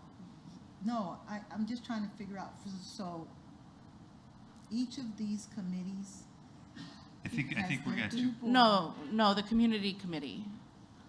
Okay, I Can understand that, everybody be on the community They committee? meet on a whatever Two- basis, they might meet once a month or twice a month or whatever they meet. Are you saying, Well- are you wanting them to rotate? No, the board every- members to I- rotate. The I board know, members. I know, you're talking about board members. Okay. Do you Yeah. want them to rotate Yes. on a month? Okay, that's what I'm saying. Okay. Yeah, that would, I mean, it doesn't, And that makes I'm not tied sense. to a month, but like Yeah. every other, but I think that 2, if you look at a 10-month cycle agree and with- you have groups Yeah. of 2, maybe the same board member for the previous month, and maybe you make a calendar, so it's always one that was there the previous month and one that will be there the next month. I don't know. Well, But we it is definitely important. have to have, Latanya, as the president, will have to be able to make sure that each meeting is covered. Do we have to have quorum? If we do, then we have to have more So- than 2. Well, so because have it's to- a board committee, Yeah. you don't have to even have board members on a board committee. No. As long as it's identified and authorized by the board. Right. Then the Open Meetings Act applies. You have to have a quorum of whatever number is identified. So I believe, my understanding of the intent was that the 4 remaining board committees, Finance, Equity, Policy, and Teaching and Learning, will each have 2 board members appointed by the president, and then Each year, yep. administrator. And 3 administrators. 3, or yes, Right. yes. So 3 would be a quorum of a committee of 5. Right. The CAC, my understanding was it would be, between 20 and 40, basically citizens, not any board members being Right. a member. Board members are perfectly welcome Well- to attend any and all of them, because again, it would comply with the Open Meetings Act, so all 7 board members could be at every single meeting And speak. and speak. Yeah, that's what that's kind of how I've Got it. So then how interpreted how that does would the work, so. committee give the feedback to the board? That's a good question. No. What does that look like? I The thought feedback it would be a through- board member. And the procedures that you have there, the committee, the feedback from the committee comes back to the board through me, through my superintendent Thank you. reports. So, Dr. Sprouten, is this going to be instead of your superintendent parent advisory committee that you currently have also? You know, I am thinking it may, Lori, I haven't made that decision yet. I think, I think what, my thought pattern right now, but it's a working thought here, is that if we end up opening this up, because currently we have over 20 members of our current 4 committees that have said they wanted to be part of this committee, but I think we'd like to grow that. And so if we decide to grow it and open up the application process to the community, I would probably encourage some of the people, you know, the parents that are on my committee probably to apply for that, see where it falls, and then make a determination if I continue with my my quarterly superintendent parent advisory committee that I currently been having for the last 6 years. It's a good group of people, and we do some good work. So I don't have a direct answer for you yet. Well, I would encourage you to continue to meet with that committee separate from this, because we don't want to further reduce the opportunities for our stakeholders to speak with administrators directly. And I think, like you said, you've been doing good work, but it's different work than what the community work does. So, you know, that would be my encouragement to you. I appreciate it. Thank you so much. Because like I said, I've been putting thought into that. I just haven't landed on where it'll be at. Yeah. How are we capturing staff voice in our committees? That's a good question. There's a bunch on policy. Well, I was going to say, you know, there's many members of the current board committees are staff members and/or parents, and we've offered that to all of the current members if they're interested in becoming members of the CAC. So, in regards to the question that you know, so what we have right now will be at least what we'll have on the CAC, with more opportunity once we open it up. Can we do something to monitor if, I mean, I would like to know as a board member if we have a sudden drop off of staff that depart and we lose that voice. Well, that's a really good point, because those participants in our committees have been appointed rather than applying. They hadn't selected themselves to want to be considered for application. So what percentage of this committee is made up of staff members versus community? And how do we maintain that balance as well?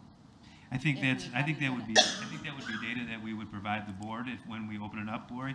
So if you have people applying for the, you know, additional positions, or what we do. Staff members don't currently apply. Nope. They're appointed. They're assigned. They're not.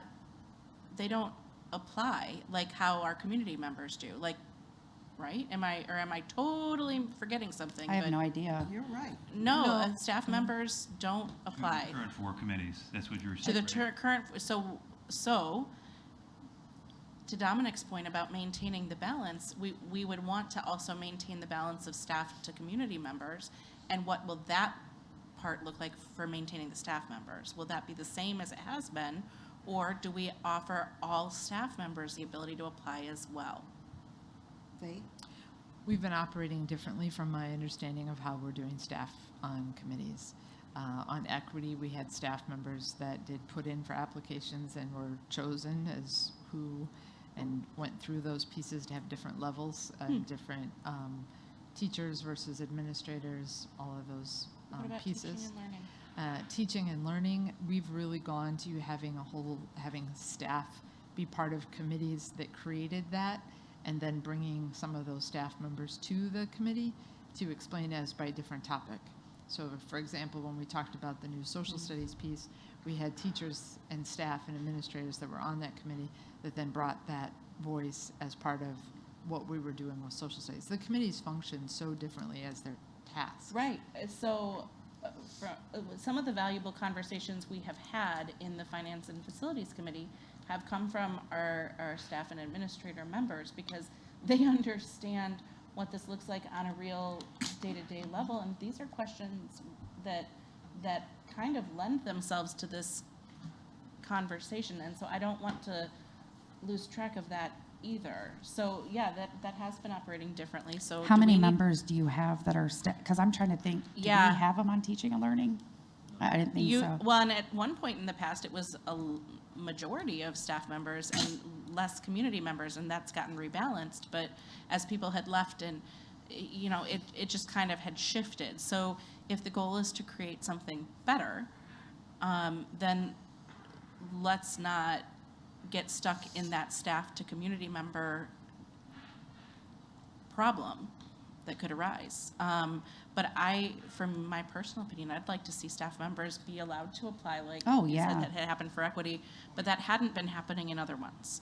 Yep. So yeah, I think, that makes sense.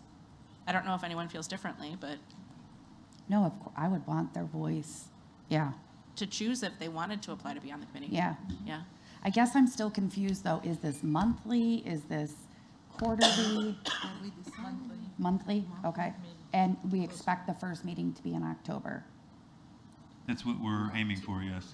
And then you, Dr. Sparlin, will provide feedback from that meeting in a formal way in a board meeting setting. Okay? So who's leading that meeting? Is it two board members leading that meeting? Is it administrators leading the meeting? It's administrators. And I wanted to clarify that we don't need the rotational thing because all 7 can attend. So, Right. but yeah, and I, as far as the agenda would probably, we would drive the agenda, but I think that letting them Faith, would you like lead to the meeting speak is to probably experience? best. That's typically how it currently works anyway. Yeah. But I think the difference being that the board is more involved with the agenda setting in the month to month. So I don't know what that is. That Well, the board or an administrator can set Right. the agenda, like if they have curriculum that they Yeah. want to be reviewed. I don't know if that's So- a great example. And I So think it's because- supposed to evolve. It's supposed to evolve based on the smaller committee meetings as well, right? Right, and I would think it would be prudent moving forward, since this is experimental or this is new, it would make sense, I would think, for us to have on here an information piece of what happened at the CAC meeting in one Yes. meeting, and maybe in the next meeting, hey, this is what we're gonna do in the next CAC meeting. Yeah, that Oh, makes yeah. sense. You know what I That'd be mean? great, And yeah. then, so really, probably what I envision, I mean, you can correct me if I'm wrong, but what I envision is we're probably gonna get something about the CAC every single meeting. You're gonna get one that reports on what the heck happened at the last one, and you're gonna get what you're probably gonna talk about at the next one. Agreed. Faith, you were gonna say something. I Right? I had kind of- thought, it's not there anymore. We were talking about, Well, I think I was just gonna say the example that we just did tonight, where it was, oh, we would like the mission statement reviewed by, here's a group of diverse, people instead of, and then you have one set of feedback, not the equity group said this about and then you've got it, maybe that was different than what policy, that was different than teaching and learning. You have all of the group to And it also gather some feedback. allows a finance committee member to understand what's going on in teaching and learning and how those two No, things impact that's already each been other. sold. Like that makes sense. And that's the decision we made that decision already. Yeah. We're talking about now how to make that happen. I kind of, to what Lori said, think that, I mean, I'm not trying to babysit adults, but I do think a board member should be, I don't know what you call it. Can we sign up? So Well, that- and that's what I'm saying, on a rotating basis, Yeah. have Latanya assign a point board member for that meeting so that some board members, so that every board member has an opportunity to participate as the point person in this committee. I think that that's a reasonable thing to do. And it's just accountability. I think just to make sure that Dr. Sparlin has another set of ears and A different lens. a different lens, If yeah. it's our advisory committee, to make sure that we're asking things that we need to know. Yeah, you know what, Lori, what I was thinking about, and I just mentioned it to Latanya, is that, what the agenda, could also drive which board members that, like you're talking about, inviting on a rotational basis. If we're talking, a specific part of that agenda for the CIC, maybe talking about finance that day, we might want to have the two board members from the. No, but that's a short-term solution, Dr. Sparling. There won't be two board members that have been on finance give a few more months because, as the years or time goes on. So if you're looking at this as more than just a this year solution, it might not. No, there's always supposed to be those committees with. We're not this. Yeah, I see what you're saying. You're Right. talking about, because there'll always be those. Yeah. But it's real easy, and we love education and all the facets of it, but we also know that policy is not anyone's favorite to mull through. It is mine. No, I know, but But it's easy to push those things off, and as we've just even seen with our own mission statement, it's easy to push this off and say, well, if we just get a little more. I don't want to see any of these agendas become unduly weighted toward one quadrant or another, which is why having a rotation makes more sense to create the agendas around, okay, this is this person's turn, and they're on this committee, or this is this committee's month. Creating something a little bit more planned so that people know what to expect is always something that's welcome and seen as more transparent, I think. Yeah, and we have some draft agendas for the meetings as they would happen throughout the year that we have provided earlier that are draft agendas, so we'll be able to map that out. So there's nothing we need to actually do about this. I'm not comfortable voting on a policy at this point till some of that specific stuff is nailed down. Yeah, this is information tonight. And you're not planning to bring this back in the next meeting for an action of any sort, because there's nothing to take action on? Well, can we have the committee meeting without, We already voted on last time so that you could have that committee meeting, Okay. I thought. Okay. That's what that was a long meeting. Well, They were all long meetings. Like, this one's not shaping up to be much better, so. We're getting there. We're getting there. I mean, it should be sooner rather than later, adopt the updated policy Yeah. 2:150. And then these are procedures. So they're, again, procedures don't Right, necessarily so have to I'm be not by the board. comfortable with these Typically, the procedures, I think, in the past have been reviewed by each committee and signed off by the committees And I think themselves. that it should go to the committee, Right. the Yeah. committee the first time. Dr. But- Sparlin, do you agree? Yes, yes. Because I think he'll So have some giving us some pretty housekeeping to do weighty at that first meeting. So can we have a straw poll of, do you want the CAC procedures to be changed to indicate there shall be a board member as a member? Or that on a rotating basis? I think we want to, I don't want to say anything until we have that feedback on procedures from the committee. So this would need to be another informational item so we can all review that once that meeting happens, right? Feedback from what committee? Well, hold on. It's the board who can decide this. Yeah. Does that change Right. whether we have to have a quorum? No, the quorum will be Okay. of the committee. So if there's However 30 many people on the committee, you as a board member, Jared, if it's you and Lori, you're just two of Makes the sense. 30.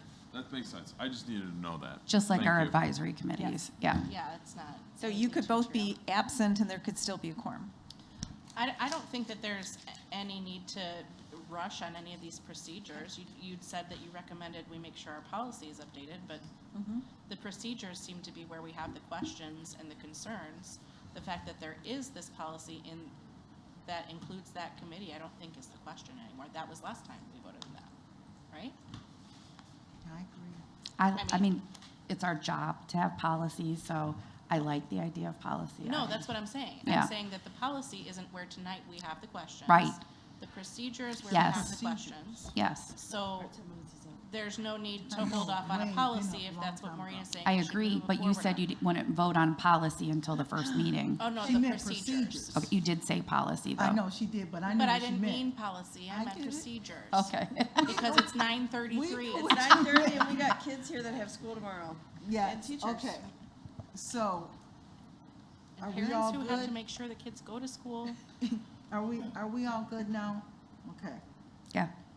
I think I We think I'm just- clear on what we mean. I was unclear after the last one. I thought we were still having community members as part of the individual committees, and I was mistaken. So I'm just being double sure I'm clear now. You're clear. Anyone can come, though. But anyone can come to any of them. No, you're talking about something I'm different than me. Don't confuse me again. Okay. I'm talking about the finance committee, the policy committee. Last time we talked about not changing that. So you're saying community members can go to that committee meeting? Yeah. Anybody can go to those meetings. To the ones with the 3 administrators? Yeah. Yes. and 2 Yeah, that's always been that way. That's always been. Yeah, It's we've no, never there's changed the that. 5 As the people. public. Yeah, we've never, But it's always still been open that to way. the public, and they can still come, and they Okay. can come to any one That's of always them. been that way. They can go to any of No. these. Okay, you guys, for real. No, for real. I will, Right, right. you're not answering the question I'm asking. Do you see what I'm saying? Faith, can you go back to the slide? We don't need to do it here. Oh my gosh, I will totally clarify with you offline. It's totally fine. Okay. Rock on. Not a big Let's deal. All right. Stay focused. Okay, next item. Done. Is it you or me? Okay, 9.1, action item. Approval of bills for payment. Can I have a motion, please? I make a motion to authorize the payment of bills in the amount of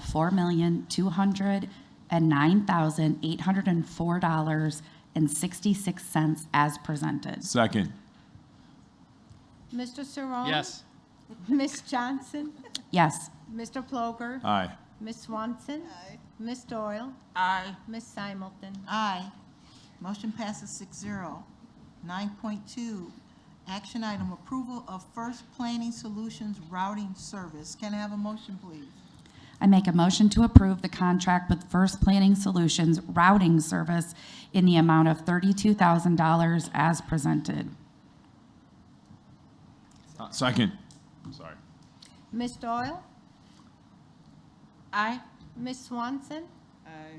Mr. Saron? Aye. Ms. Simulton? Aye. Ms. Johnson? Aye. Mr. Ploger? Aye.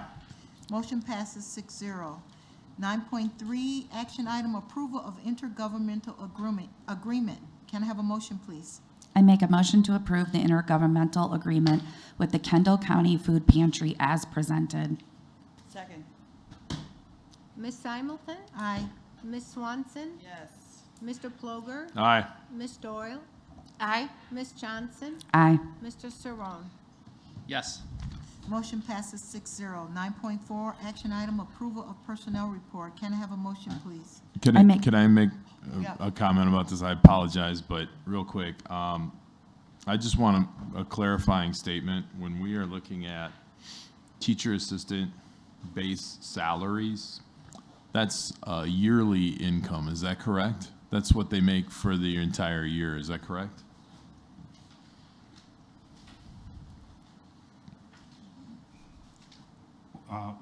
The personnel report, there's no Yes. numbers, so Yeah. what are you That's- referring to, Jared? I just want to make sure. Yeah, so for the, answer your question. yeah, I understand. Base salary, teacher assistant, that's their yearly Base salary income. comparison report, correct, that would be. That'd be a yearly, Yearlies, right. that's their yearly income.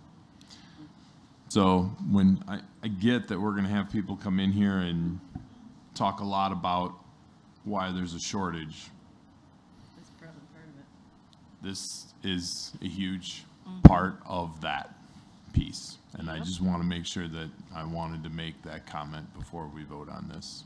But, I don't know, but you're saying something without saying something. I would say, look at those salaries, and I would say that that would be a major reason why it is difficult to recruit people.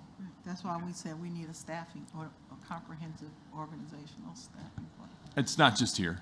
It's I- not just oh, here. I know. By the way, this is not just a 308 piece. Right. Okay. I make a motion to approve the personnel report as presented. Second. Ms. Simulton? Aye. Mr. Ploger? Aye. Ms. Johnson? Abstain. Mr. Saron? Aye. Ms. Doyle? Aye. Ms. Swanson? All right, so there's 4 ayes, 1 abstention, and 1 no. Motion passes. Do it. Do it.